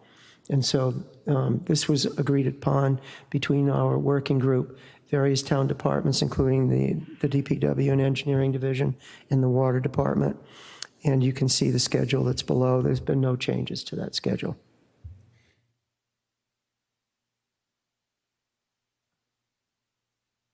There's no questions, I'll move on. So the next section basically says that the Department of Public Works will determine the water and sewer connection fees, and those connection fees are in addition to that mitigation schedule that you just saw. The next section just is a list of comments that we received from other town departments. Then you have your standard boilerplate language regarding site modifications. Then you have your non-performance clause, which I think this is a good addition. This came about probably 15 years ago when we did Bay State Commons, because that was also a very complex project. And we wanted to make sure that the town understood that if there's any violation of the permit, that there could be a revocation of the permit. The applicant, and we're required to hold a public hearing, that's required by law, but the applicant wanted to put in that they could be notified and work out an amicable cure prior to entering into any formal process to revoke a permit. And that's a good addition to this language. And then the last one simply identifies the applicant. Under the law, I don't know anything about Massachusetts law, but is there a specific time in which you have to provide notice and you have the opportunity to cure? I mean, for example, is it just general, is a reasonable time? How's it? Yes. Okay. And then, of course, the other thing is if the reasonable notice is step one, the time to cure is then step two. Step two, right. So Okay. they're All right, I just two didn't know separate whether reasonable time Yeah, frames. I'm assuming this is spelled out in various Right. case law. Okay, thank you. All right, any other, I think that brings us to the end. It does. Any questions from the board? Further comments? Applicant, you're comfortable with the revisions made tonight? This is still a public hearing. Anybody have any public comments or questions? I have a question first. I'm still not completely clear on the last part, the applicant part. It says, the term applicant shall mean the owner of the project site during the time period of such applicant's ownership. It's a very confusing way of saying it. If Are you you saying look- such you look- applicant is the applicant currently in place, and then It doesn't name any successors. If I could direct you to the very first page, the bottom of the first page. The last paragraph on the first page refers to, quote, the applicant, and it says that it's the group that's applying now, together with its successors and assigns. That's how applicant is defined. So we just put in the last paragraph that it would be the same, that in case the current applicant is either transferred or changed its entity, that it will mean the owner of the project site during the time period of their ownership. So if we have to do something while the current entity owns it, fine, but if it should ever be transferred, then during the period of ownership of the transferee, they are obligated, the same as the applicant, to abide by all of these conditions. Okay. It's cumbersome language, I It agree. is, yeah, it's a little But I think confusing, it serves the intent. Jim, are you comfortable with that? I'm okay with it. All right. Yep. I had pretty much the same question you did at the beginning. Yeah. They clarified it. Applicants and/or assigns. We'll leave that accordingly. Successors and assigns, correct. All right. Any further questions? Then I'm going to turn back to the public. Anybody from the public have questions or comments? All right, seeing none, I think we have, does anybody want to make a motion on this? Close the hearing first.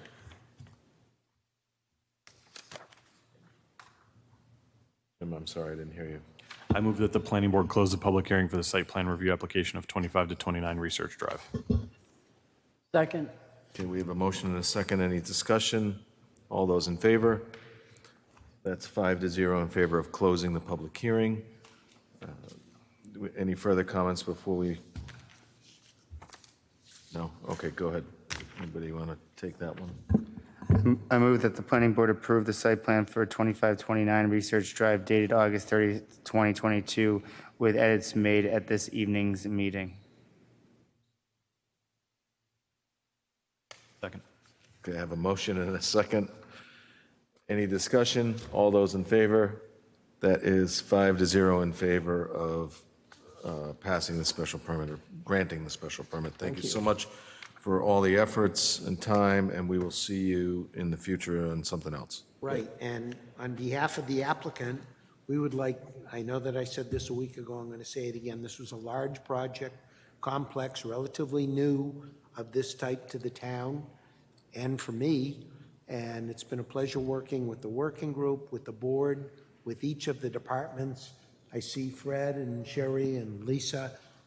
Everybody's been so helpful on this, so I want to thank all of the people that we just mentioned, including other people who are not here tonight. It's been an excellent process. Well, welcome to town. I'm excited to see what you guys build. So thank you so much. Great. Thank you. Thanks. Thank you. Next item on the agenda is continuation of the public hearing for the earth moving permit at 25 Gleason.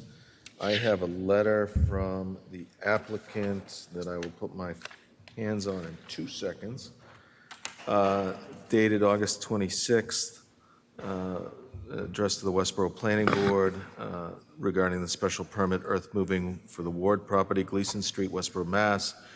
And it's addressed to Jim Robbins. Dear Mr. Robbins, on behalf of Walter Ward, the landowner, and Milford Stone, the operator, collectively the applicants, we request a continuance of the public hearing scheduled for August 30th, 2022 until the planning board's meeting scheduled for September 20th, 2022. We appreciate your attention to this request and look forward to seeing the planning board next month. Sincerely, Land Design Collaborative, signed by Michael Scott. Any comments on this, Jim? No comments. We have a motion. I move that the planning board continue the public hearing for the earth-moving special permit application for 25 Gleason Street to Tuesday, September 20, 2022 at 6:13. I second the motion. 6:30. Oh, I second that motion. Any discussion? All those in favor of continuance? That is 5-0 in favor. Next item on the agenda is a Continuation of the public hearing for the site plan application at 190-212 Oak Street. And I have a letter from the applicant on this one as well, dated August 30th, 2022, from Ansari Builders, Inc. to Jim Roberts, Town Planner, Town of Westborough. Jim, we hereby request that the public hearing scheduled for Hana Place at tonight's planning board meeting be continued to the next meeting to be held on September 20th, 2022, and that's signed by Farouk Ansari. Any discussion of that? Anybody care to make a motion? I move that the planning board continue the public hearing for the site plan review application for 190-212 Oak Street to Tuesday, September 20th, 2022 at 6:30 PM as requested by the applicant. Second. Okay. Moving right along. Next item on the agenda. Do we have to vote for it? Oh, so, yeah. All those in favor? That's 5-0 in favor. Details. The details. Who cares? All right. Thank you, Pete. I appreciate that.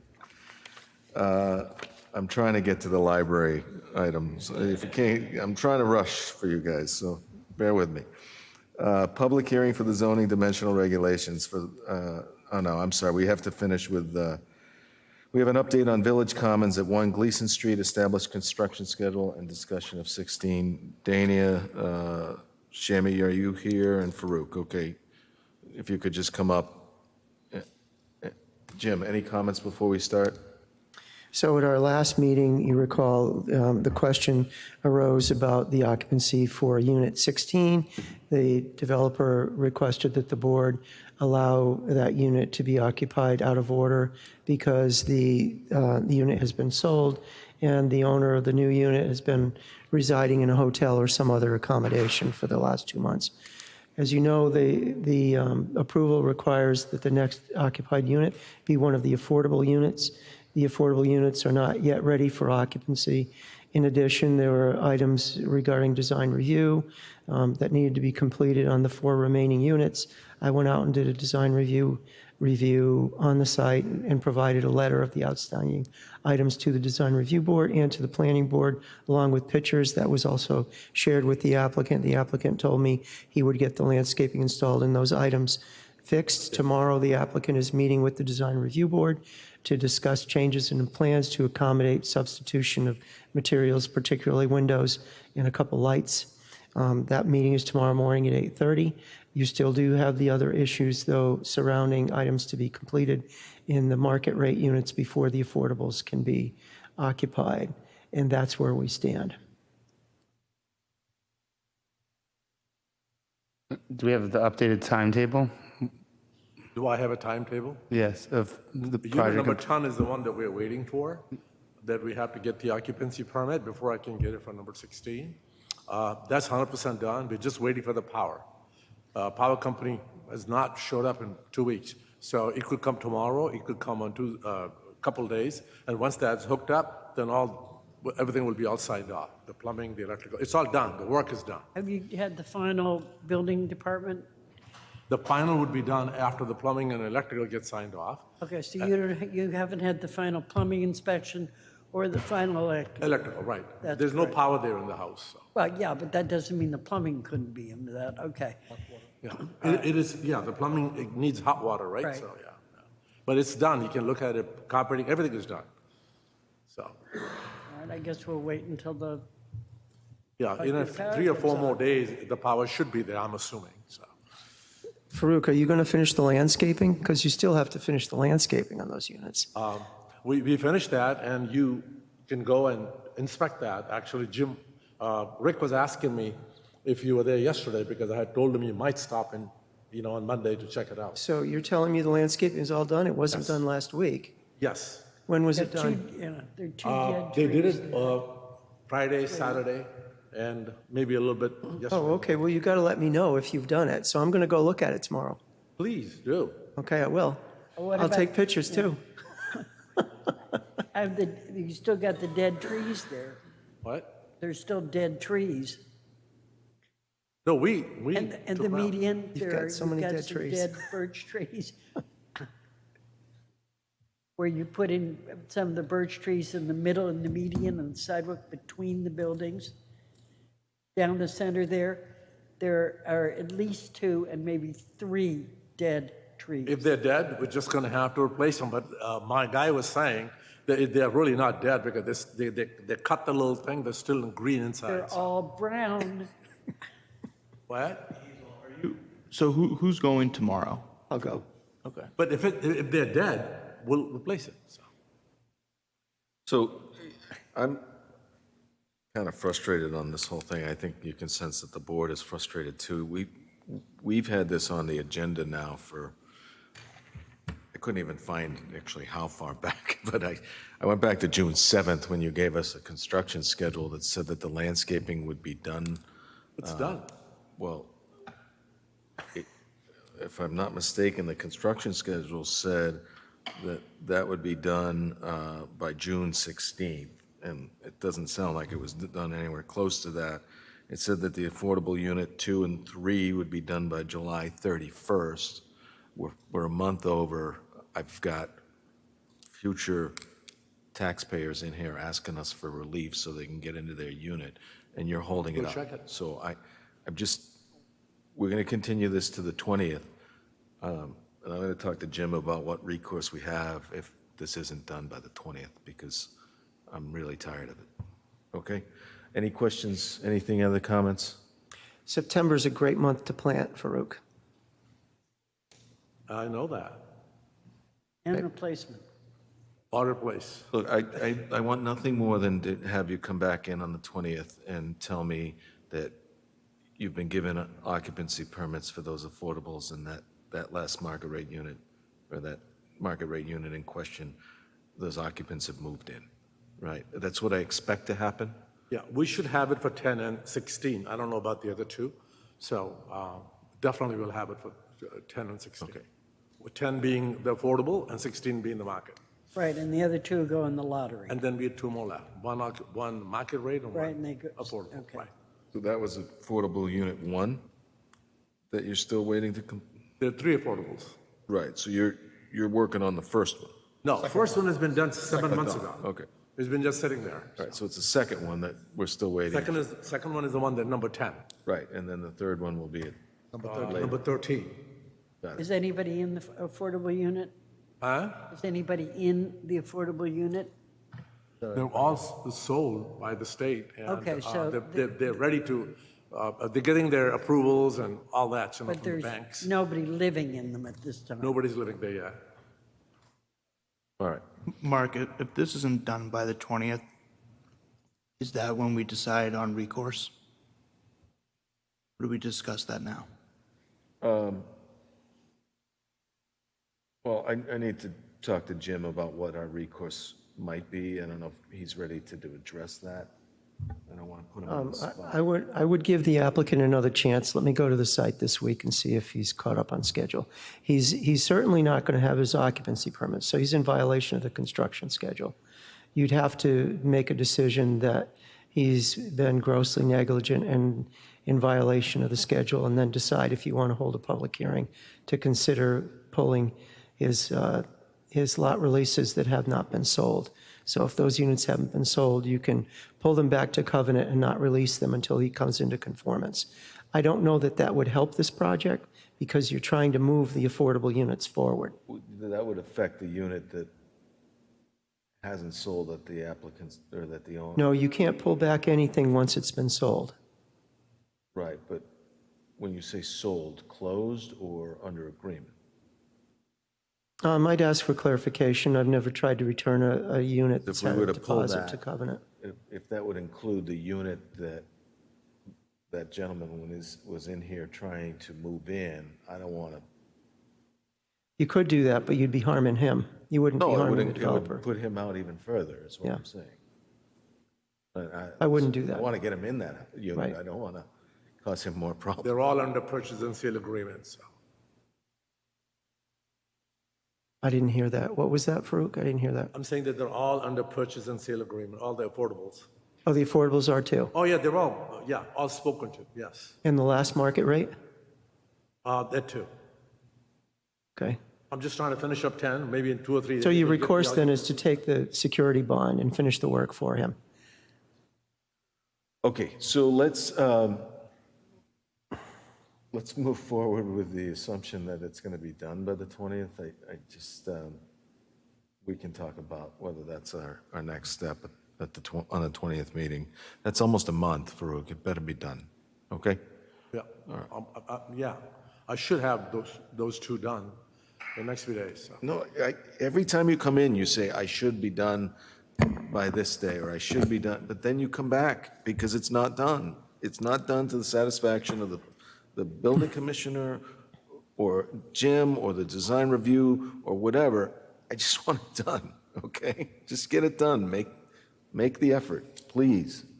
All right, sorry, I'm exasperated and I want to move on to the next agenda item. So is there anything else on this? Nothing from me. Okay, thank you. We'll see you on the 20th. Yeah.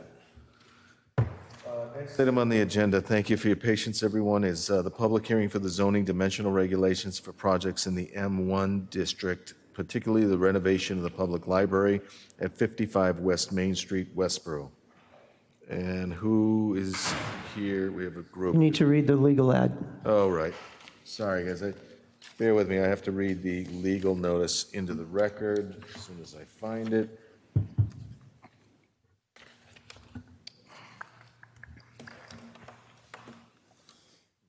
Oh, I don't even know my own organization. All right, legal notice of the Town of Westborough, Office of the Planning Board, notice of public hearing. The Town of Westborough Planning Board will hold a public hearing on Tuesday, August 30th, 2022 at 6:30 p.m. in the Great Hall of the Forbes Municipal Building, 45 West Main Street, Westborough, Massachusetts, on the following article to appear on the warrant for the October 20, 2022 Westborough Town Meeting. To see if the town will vote to establish the dimensional regulations as required under Article 2, District Regulations, Section 2600, Dimensional Schedule, Subsection 2630, Building in M1, District M1, of the Westborough zoning bylaws for the town-owned property located at 55 West Main Street, also identified on Assessor's Map 20, Parcel 322, on which the Westborough Public Library is located. The purpose of establishing these regulations is to create a building and site work envelope to allow the renovation of the Westborough Public Library. The dimensional regulations for the site, including any required future construction, are proposed as follows: minimum front yard 0, minimum side yard 0, minimum rear yard 0, maximum structure height 50 feet, or take any action thereon. A copy of the entire proposed zoning amendments are on file with and can be reviewed at the offices of the Westborough Planning Board and Westborough Town Clerk during their business hours. Any person interested or wishing to be heard on the proposed amendments should attend the public hearing indicated above. That's by the Westborough Planning Board and published in the Telegram and Gazette on August 15th and August 22nd. Now, Jim, if there's no introductory comments, we'll turn to... Just to kind of set the scene for you, the town many years ago developed a zoning regulation that requires all projects owned by the town in the M1 district to establish dimensional regulations by act of town meeting. And in order to propose a zoning bylaw change, or in this case, to create zoning for this particular site, it has to go to town meeting. And before that can occur, the planning board has to hold a public hearing. That's required under state chapter 40A. So this is the public hearing to establish whatever your front, rear, and side yard setbacks will be. You'll be creating a building envelope in which all work will occur during this project. And this is unique to Westborough. Other communities don't do this. But the town wishes to have this be considered by town meeting before establishing the building envelope for the project.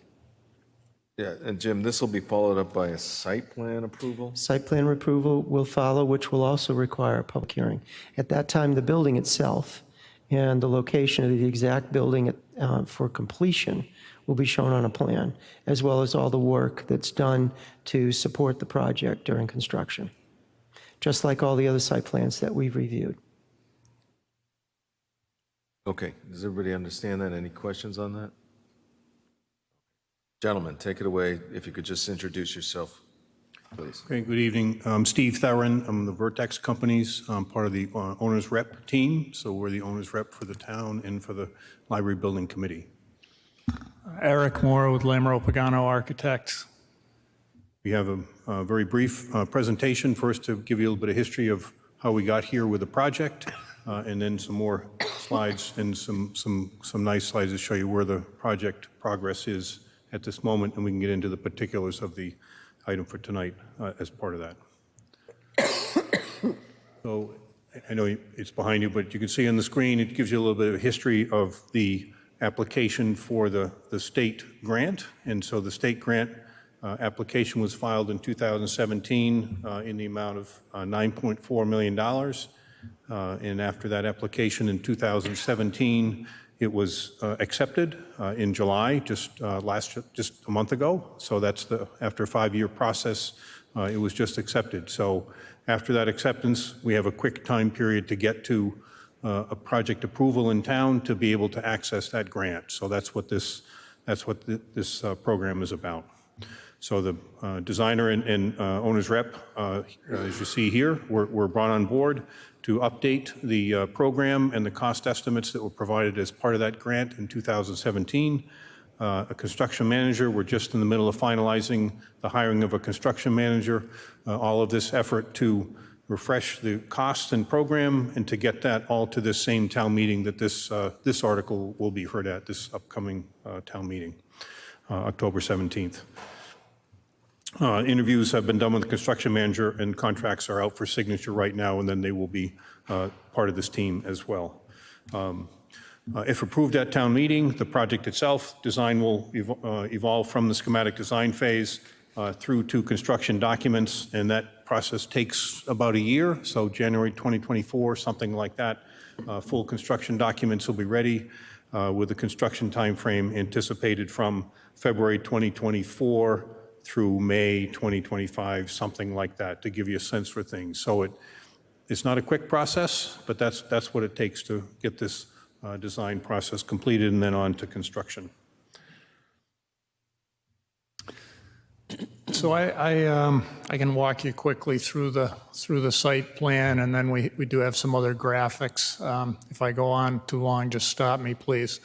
I think, as everybody knows, the property is a very small parcel.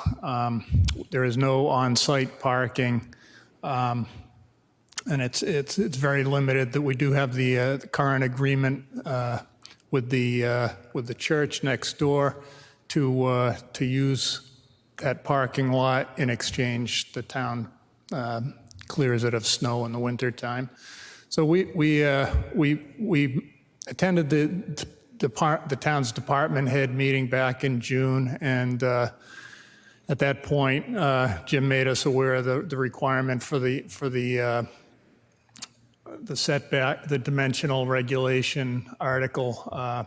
We also had some follow-up meetings to hear other concerns from the DPW, the police, fire, and other agencies. We were required to make the building fully accessible, so we actually were on the agenda for tonight's disability Commission on Disabilities meeting, but that was canceled. But we are proposing I don't know if you can.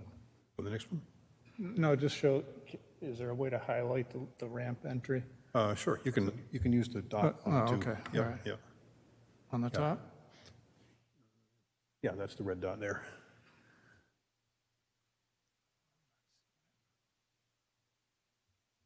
Okay. Well, from the church parking lot, there's a curved sidewalk that leads to the front of the building, and right beyond that, the double line is the beginning of a ramp that leads up to a little round pergola structure, at which point it turns and enters the building. There'll be a kind of a covered porch along Parkman Street, and the main entrance is right above the word Parkman. You can see the existing building footprint is defined by the blue dashed line, and we are proposing to go a little further to the property lines there.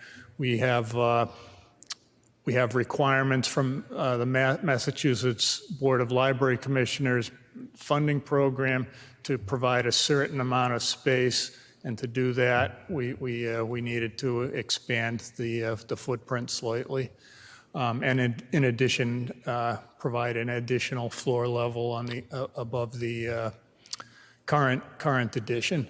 The plan is to demolish the reception area of the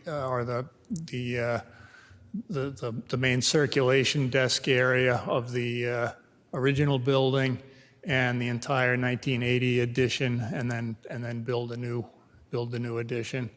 Can go on, please. That works. So we have some proposed building setbacks on this. We actually today had a meeting with the library building committee, and we've been hearing from butters and have had a couple of meetings there in terms of their requests for space along the edge. And what we've proposed to do, and I think there's been something that's gone, maybe not to the whole planning board, but I think some have seen it to the along the north property line, which is on the right side of the sheet here, to create a 10-foot yard setback, and that was endorsed by the building committee today, and we will make those modifications. Basically, it involves moving the building or that edge of the building about 8 inches, 6 or 8 inches, and eliminating a projected bay. So instead of that projected bay being there, it would be just a regular window flush with the building exterior. So that'll show on the site plan when that comes forward? Pardon? That'll show on the site plan when that comes forward? That would be shown on the site plan, yes. Okay. So there are two items. One is the setback for the zoning and the front yard, which is, if I can go to the next slide here, you can see the bottom verbiage here. We are suggesting we use the entire lot line and a zero lot line for usage of the parcel. But in addition to this, we want to set the building setback as well, and perhaps that is just accomplished by having the plan show that and show that dimension on the plan that we update here. This, pardon me as I go through, this is the plan that accompanied the application, and what we'd like to do is add building setback language that references this area here to say there's a building setback in addition to the, and again, pardon me for flipping, the front yards all being at 0. So that's what we would like to accomplish here, hoping you'll take that into consideration or provide some guidance as to how that might work. Jim, comments? Just for explanation, again, you don't need to show the building setback. If you're willing to do that, I'm sure that will be welcome by those who vote on this, because it gives them clarity and further understanding and more comfort that they understand what will be the final project. But the dimensional requirements that are established by our local zoning and are required at town meeting only require you to show where the work would occur. And we generally err on the side of being generous to the setback, because we know that during building permit and site plan development, things can change.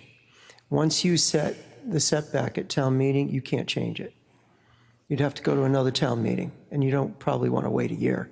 It'll affect your funding. So you want to be sure that if you're going to say that your rear yard setback for the building is 10 feet and you commit it to the town meeting vote, you need to be very certain, because once that's set at town meeting, it would take you another town meeting to undo it. Yeah, I think it's more of a question for the site plan approval, where you would show, where we would presumably approve a site plan that shows that the building is 10 feet from the property line.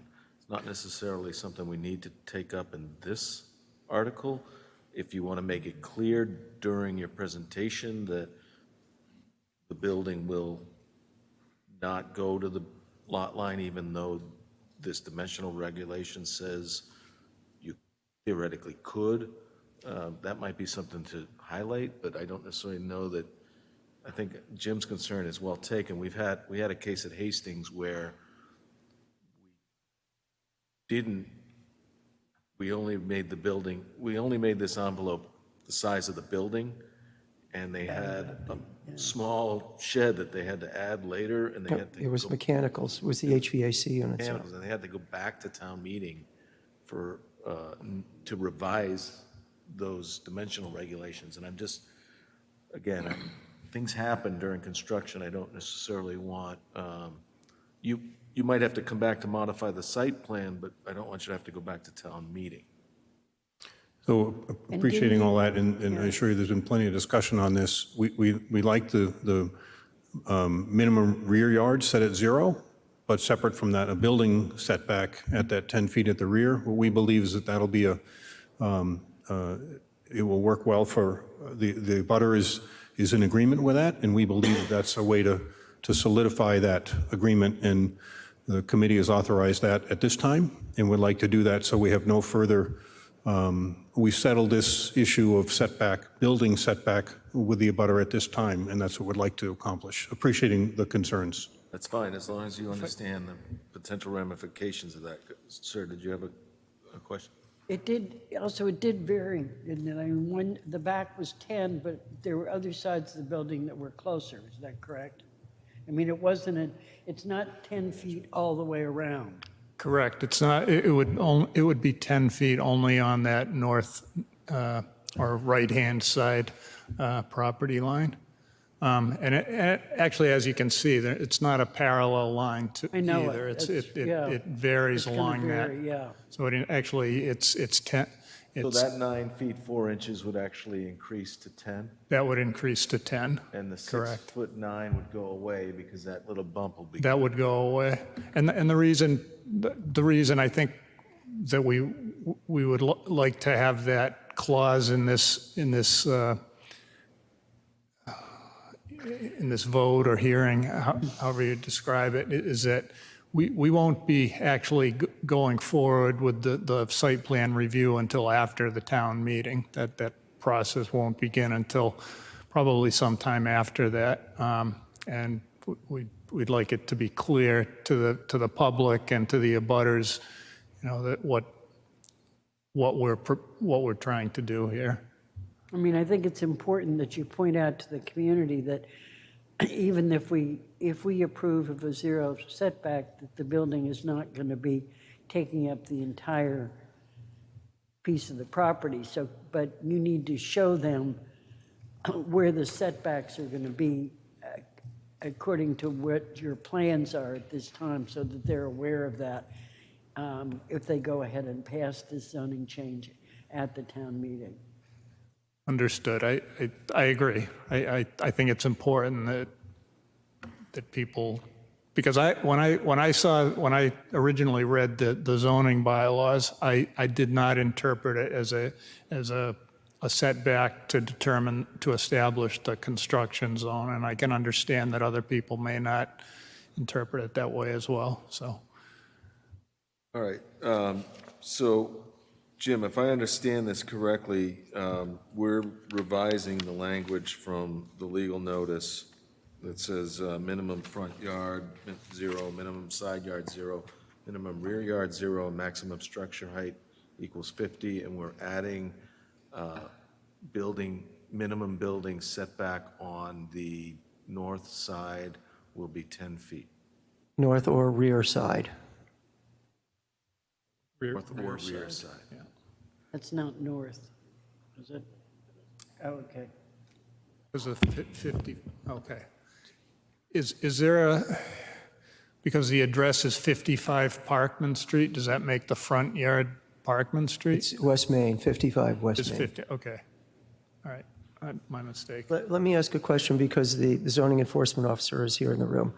Fred, is it your interpretation that the north side of the building is the rear side?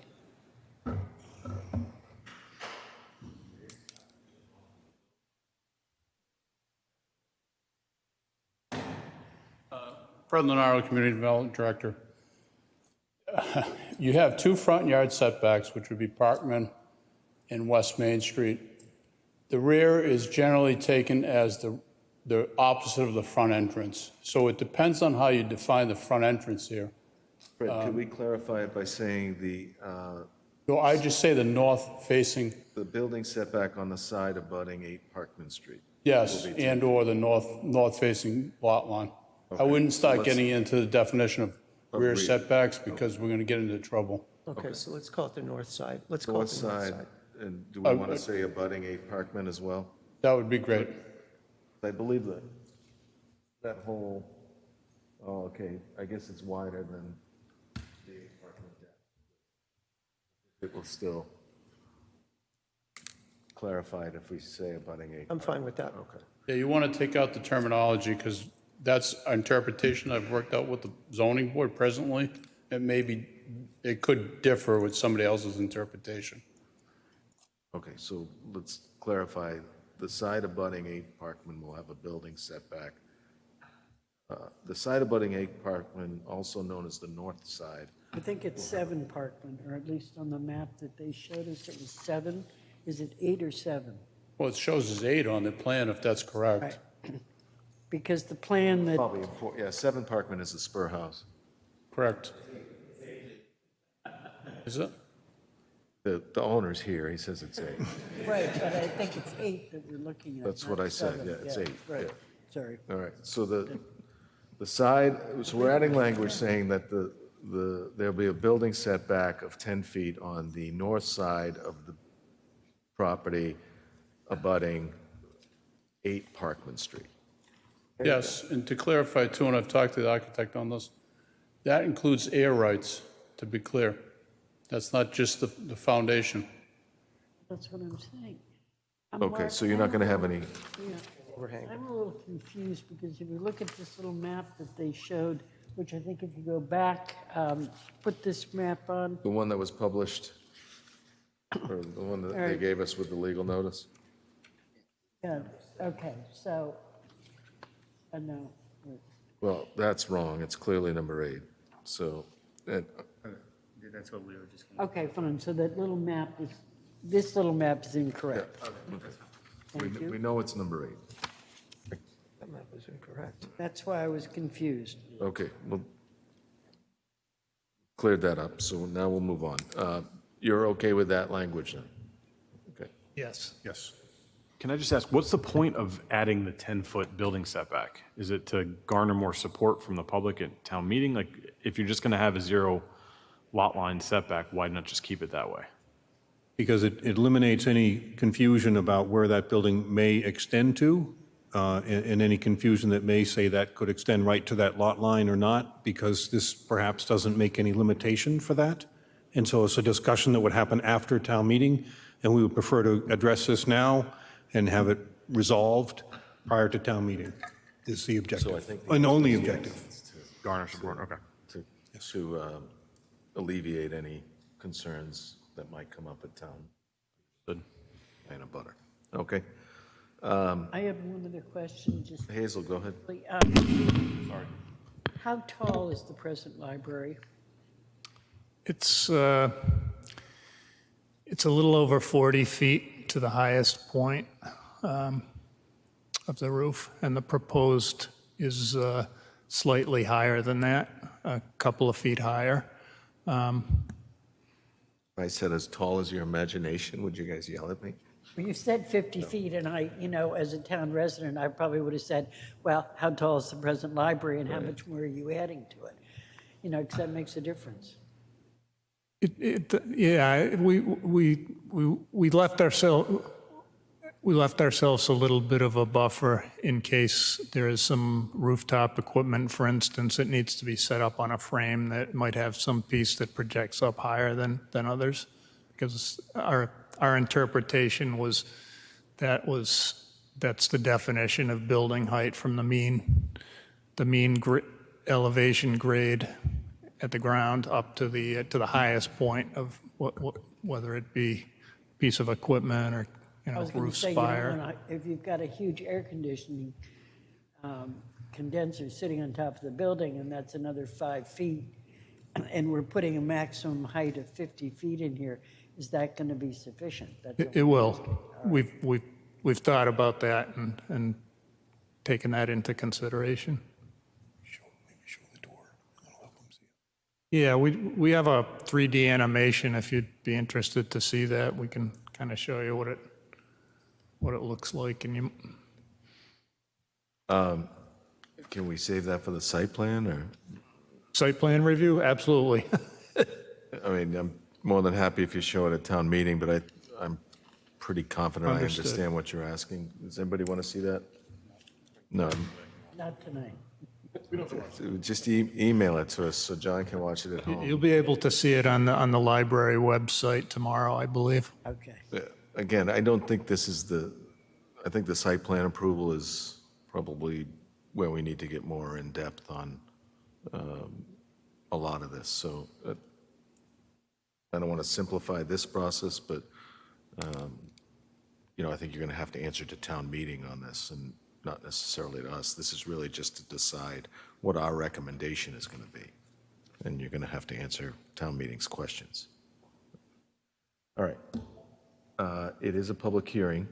Jim, do you have anything else? No, I was just going to make sure that the board understood you need to take a vote before you close the public hearing. Okay. Well, Because we your have to turn to the public. recommendation will be to town meeting. Yes. So does anyone from the public wish to comment? Questions? Sir, if you could just please use the microphone and state your name and address. Thanks. Yes. Ed Baldwin, 25 Mount Pleasant Street. I'm a library trustee and the chair of the building committee, and I wanted to clarify a point.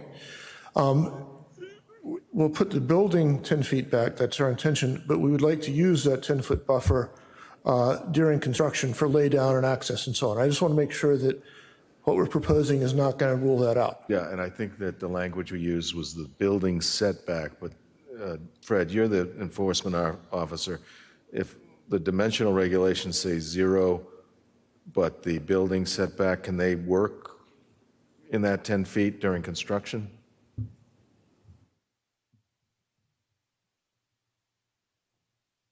Yes, I certainly don't have a problem with that. They may be working into the sidewalk and street, but that'll be up to the select board to approve.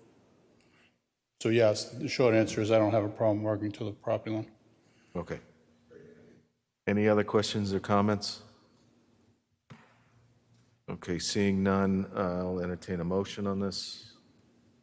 I move that we close the public hearing on the library, on the zoning dimensional regulations for projects in the M1 district, particularly with regard to the public library, 55 West Main Street. Second. Okay, any discussion? All those in favor of closing the public hearing, that's 5-0 in favor. We have a motion on, did you prepare a motion on this? I did not prepare a motion. What I would do is ask that you move that the planning board make a recommendation to town meeting as written in the warrant, with the addition that the final building setback would be 10 feet from the north property line adjacent to number 8 Parkman Street. I move as recited by the town planner. Second. Jim, is that okay to do that from a, okay. Oh, yes. All right. We have a motion and a second. Any discussion? All those in favor? That's 5-0 in favor. We will see you at town meeting. Thank you so much. Thank you very much. Again, I'll ask if there's any discussions or conversation, please take it to the hallway, because unfortunately, we are not done. This is the most exciting agenda item for anyone who wants to say. Silver Hollow Estate? Oh, yeah, second most exciting. I forgot about that. All right, so next item on the agenda is the Silver Hollow Estates visual screening on Lot 26. Jim, do you want to summarize this? For a really quick summary. Really quick. Yesterday afternoon, myself and Mark met on the project site at the rear of Lot 26 in the subdivision known as Silver Hollow Estates on Mount Pleasant Street. We were met by the project manager, Stephen Rosenfield, and the owners of the property that immediately butts the rear of Lot 26, which are Mr. and Mrs. Stoodle. The discussion was how to screen the Stoodles property from the windows of the back of the new home that's been constructed and occupied on Lot 26. The owner of Lot 26 built a privacy fence around his yard. However, his deck and his second floor are above the privacy fence. The developer built a perimeter screening fence, which is about 8 feet tall, around the perimeter between themselves and Lot 26. However, the home is far above the top of that fence. So the Stoodles had asked for additional screening. The developer proposed 3 arborvitae to fill a vacant spot in the landscape. The Stoodles liked that, but we also discussed extending the privacy fence so that anyone on the walking trail around the perimeter of the subdivision could also not see their house. The developer asked for more time to spec the cost of both alternatives, and we'll then return to discuss it with the Stoodles. And that's where we left it. I put it on the agenda because I did not know what would come out of that meeting yesterday afternoon. Obviously, I had to post the agenda last week. I told the project manager I would keep it on the agenda until he's ready to come back to us with the proposed solution.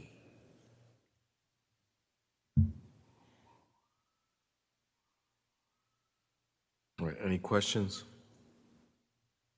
All right, I don't think we need a motion on this, so let's move on to our last agenda item, which is a discussion on the Master Plan Implementation Committee. We all had homework to do the matrix, and you received the results of that today, but there was one minor change to that, clerical error.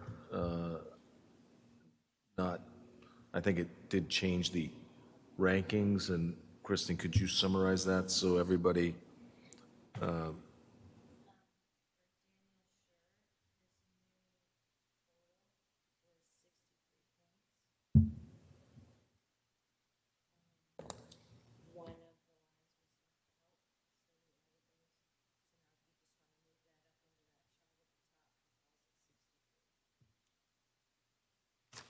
Okay.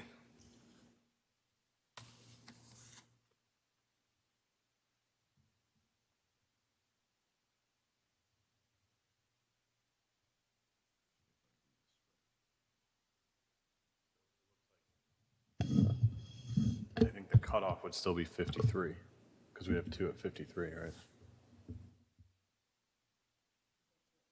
So that wouldn't change that, it would just jump above. What was his total before? I just highlighted 9. His total before was 48? I didn't have the letter. So that would be 10 people then now, right? Above 53. Well, it seems, got one at 51, and one at 45. 11 members and pick the 51. My vote would be to go with 11, include the 51. Well, why, well, all right, so I guess why are we eliminating the 45 ranking? I think. Well, you're eliminating the 51, 48, and 45. Or you would keep the 51, so you'd eliminate the 40. Oh, no, he is the 48. Sorry. So we would have 1, 2, 3, 4, 5, 6, 7, 8, 9, 10 at 53 and higher, 11 at 51 and higher, and 12 at 45 and higher. But then we get a huge drop down to 31. So I think we're all, I don't want to speak for the board, but I think we're all in agreement that the 31 and lower should maybe not be considered. Anybody dispute that? So I was thinking math-wise, if we had 12 at 45 and higher, 1 member of the planning board, 1 member of the select board, and the town manager, that would be a committee of 15. With town planner would attend and advise, not vote, and then other departments head would attend as needed. I think that's an awfully big committee. But, I mean, I'll go with the rest of the group on it. I think I think it's an awful lot of people. I mean, It is, but I think a lot of this work is going to be broken up into subgroups. okay, So I don't know. I mean, if it's a planning board, if it's a yeah. zoning advisory type of committee where they're all working together, it's a little unwieldy. But think- if they're going to be, The other thing that I like is that the 45 presents a really unique perspective and scored pretty highly on that. And that I think is a perspective that the committee could benefit from. And, again, I don't want to identify people as best we can because I don't feel comfortable naming names that may or may not be on the committee. Once we decided on the committee makeup, we can, invite them to the committee and swear them in, and then. Mark, are you saying everyone from that scored 45 and above? Right, that would be 12 people. So my concern with applicant 15 is that how are these meetings attended in person? And if so, how long is this process? Because if that applicant isn't able to attend because they're going away to school or whatever it may be, that's just my concern. But at the same point, I think having their perspective, being a high school student in town, is important. So maybe if there's a different way you can involve them. So I understand that point, but any one of these members could move or resign, and we would have to find a replacement. So I think that once,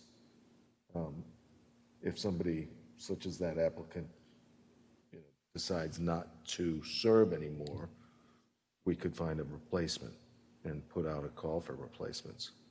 Right? I would just hope that people who are getting involved are in here for the long term. And maybe it's more of a position for this applicant specifically to have, I don't want to call it internship, but a seat at the table, but maybe not a voting. I don't know. That was just my concern, but I'm okay either way. I understand where John's coming from. I would also just say enlarging the board. I mean, that person would be, if we only went with 9 people, that person would be off, right? So they wouldn't even be on the board. So if we enlarge the board to include them, if they were to then disappear off the board, we'd be where we started at anyway. But would we have to replace someone who left?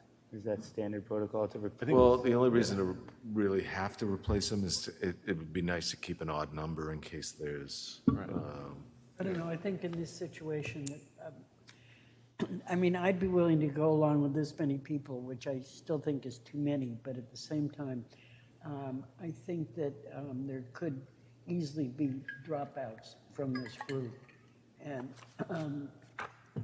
people moving out of town, I mean, there, any number of things. And so I would rather stick with the core group, even if somebody moved out, even if we ended up with a regular number, but to bring someone in later on, I think would not help us in this situation. So I'll go along with this larger group, which, as I said, I really feel is too many people, but I'm feeling that we may lose some of these people over the course.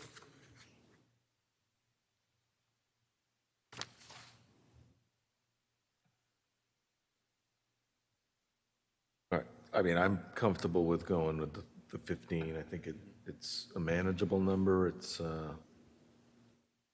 I really like the fact that we have some new names on this list, and I want to encourage people to participate in this process, not, even people who aren't named to the committee. I would like their input as we move this forward. So then we have to decide, I believe the select board has named a representative for this committee, but we would leave that up to them, and I don't think we need to necessarily name that tonight. We may want to verify who their representative is.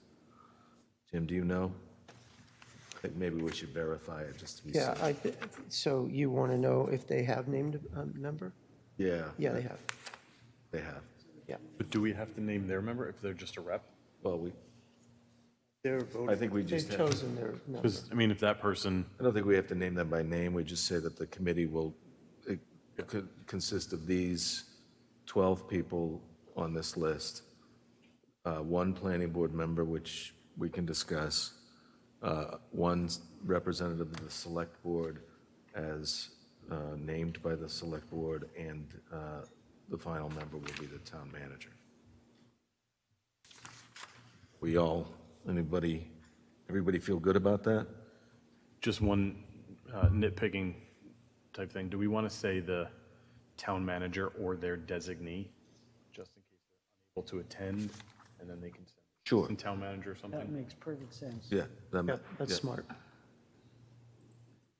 That's great. Yeah, I agree with that. All right, May so. want to do that with the select board also. I'm wondering whether, But their representative, I guess, Aren't they would be gonna fluid, right? represent- They could always just send a new board member as their Right. representative. okay. Because the town manager would be the select board's representative or designee realistically. All right, so I would make a motion that we appoint, do we need to name individuals? I'm going to have to send a letter to those that Oh, and that's fine. did not I get can chosen read off the and those that names. did. You want me to read off the names? Sure. Okay. So you're going to make a motion that you appoint the following people to the implementation committee. I'm going to make a motion that we form a master plan and implementation committee of 15 members, one member being the town manager, one member being a representative of the planning board, one member being a representative of the select board, and the following 10 at-large representatives of the public will be Christina Kelleher, Wendy Mickle, Catherine King Norse, Stephanie Doyle, Daniel Schur, Corey Wigington, Hank Roush, Christina Nilsson Allen, Ding Han, and Maria Barney, Tom Blyer, and Jack Higginson. I believe that's 12 names, right? Friendly amendment. What about Sure? Did you put, Yeah, he was listed. Town manager or their designee. Okay. That's accepted. So the motion will read town manager or designee, or their designee. And then the planning board rep, select board rep, and those 12 names that I just read. town manager? Yeah. So that's my motion. I'm sticking with it. Second? Second. Oh, Give John. Okay. John's first. Jim Robbins. So I'm just looking at the list here. Did you read some of them out of order? Did you mention Daniel Including Schur? Jack. Okay, He moved Daniel Schur into where in the ranking he should be. okay. Okay, well, we don't have to get into where the rankings are. That's okay. I just I need to read know those that he was names, named. as far as you know, I read those names randomly and Yep. without any rhyme or reason, okay? Busted. This is a public document, so it's not really, it's not like anybody can request this and see what the rankings were. So it's not a secret. I just trying not to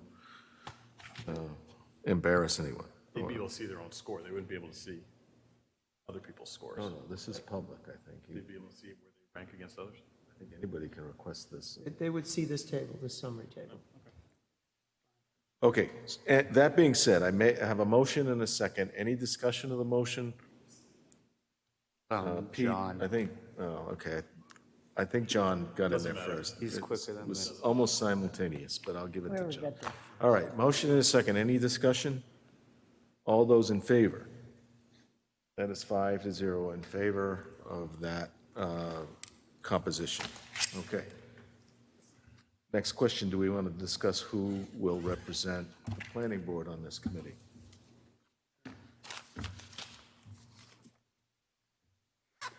Mark? Yeah, I came into it. Yeah, no, I would like to do it. I don't want to take it away from anyone else if somebody else is interested. I may sit on some meetings and participate as a adjunct member, but I can't commit to being the planning board rep, so I'm happy to vote for Mark. No, I agree, Mark. If you can't attend some meetings, I'll be glad to fill in for you. So.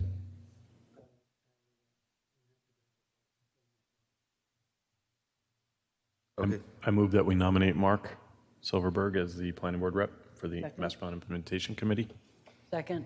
Okay, I have a motion and a second. Any discussion? All those in favor?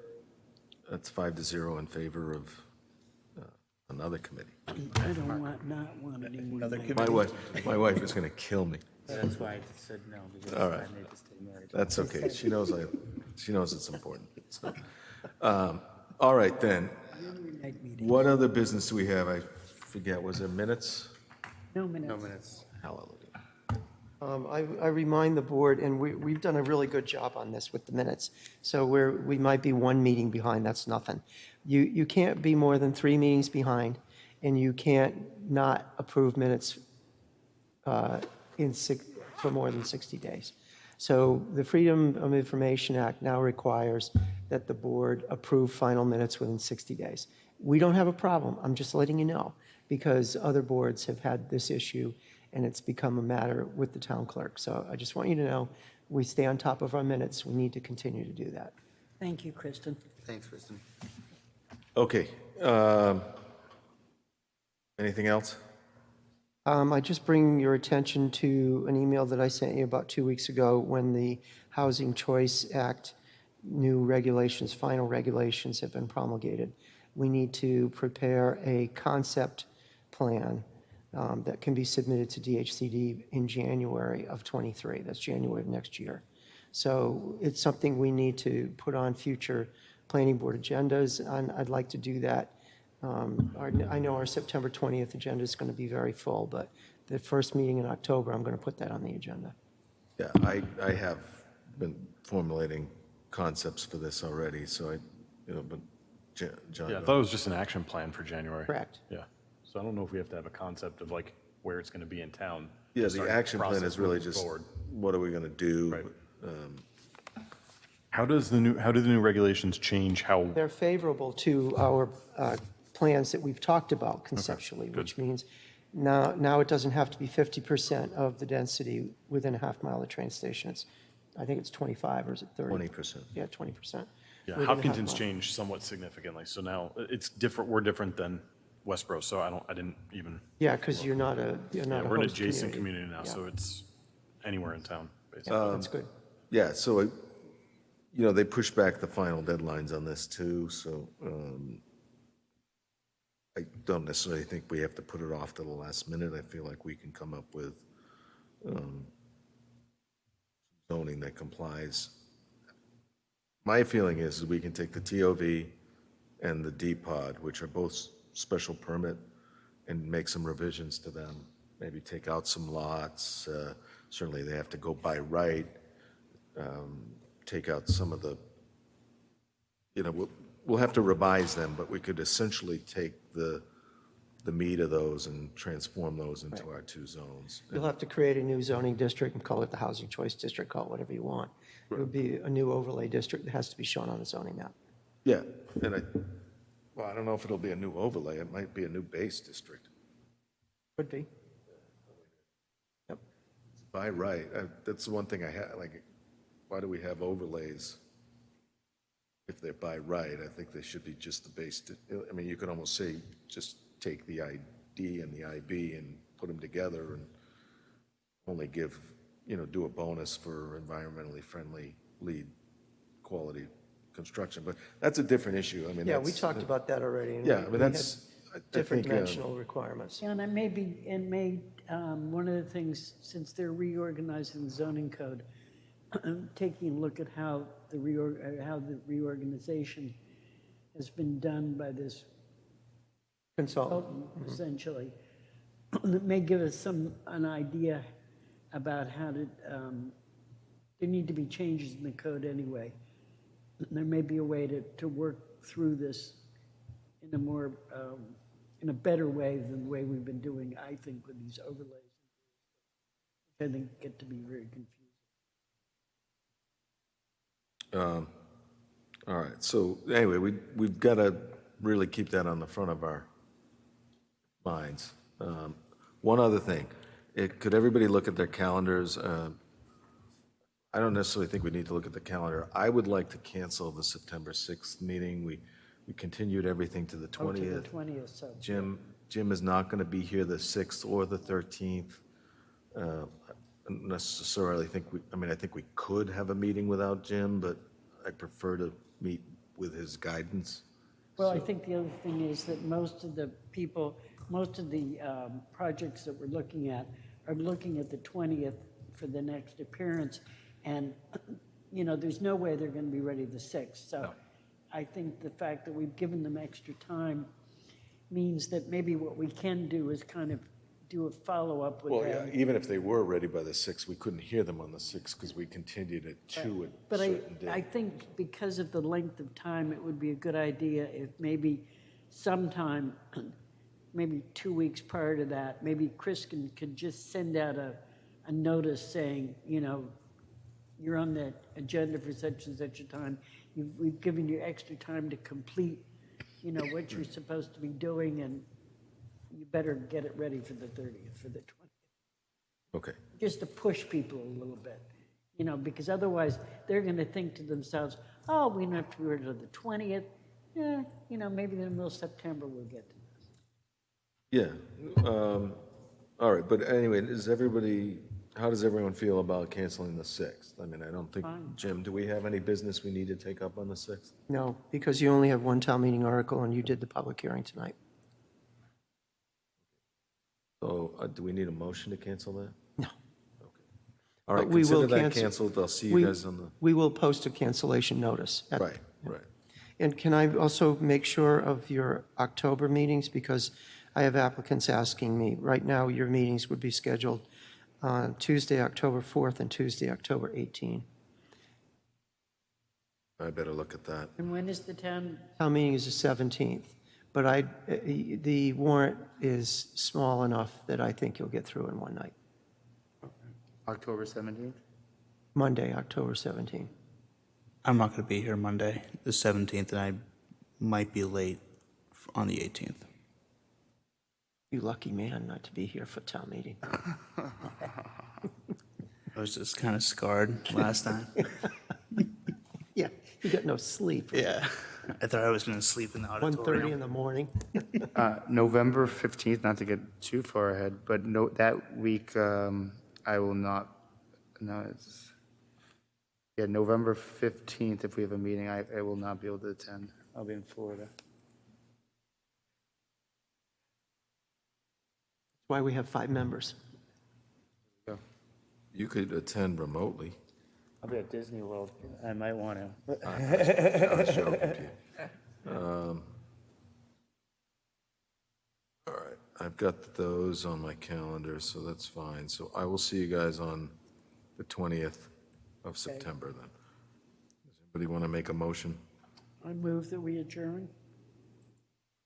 I will second that. Any discussion? All those in favor? That's 5-0 in favor of adjourning. That was a rush.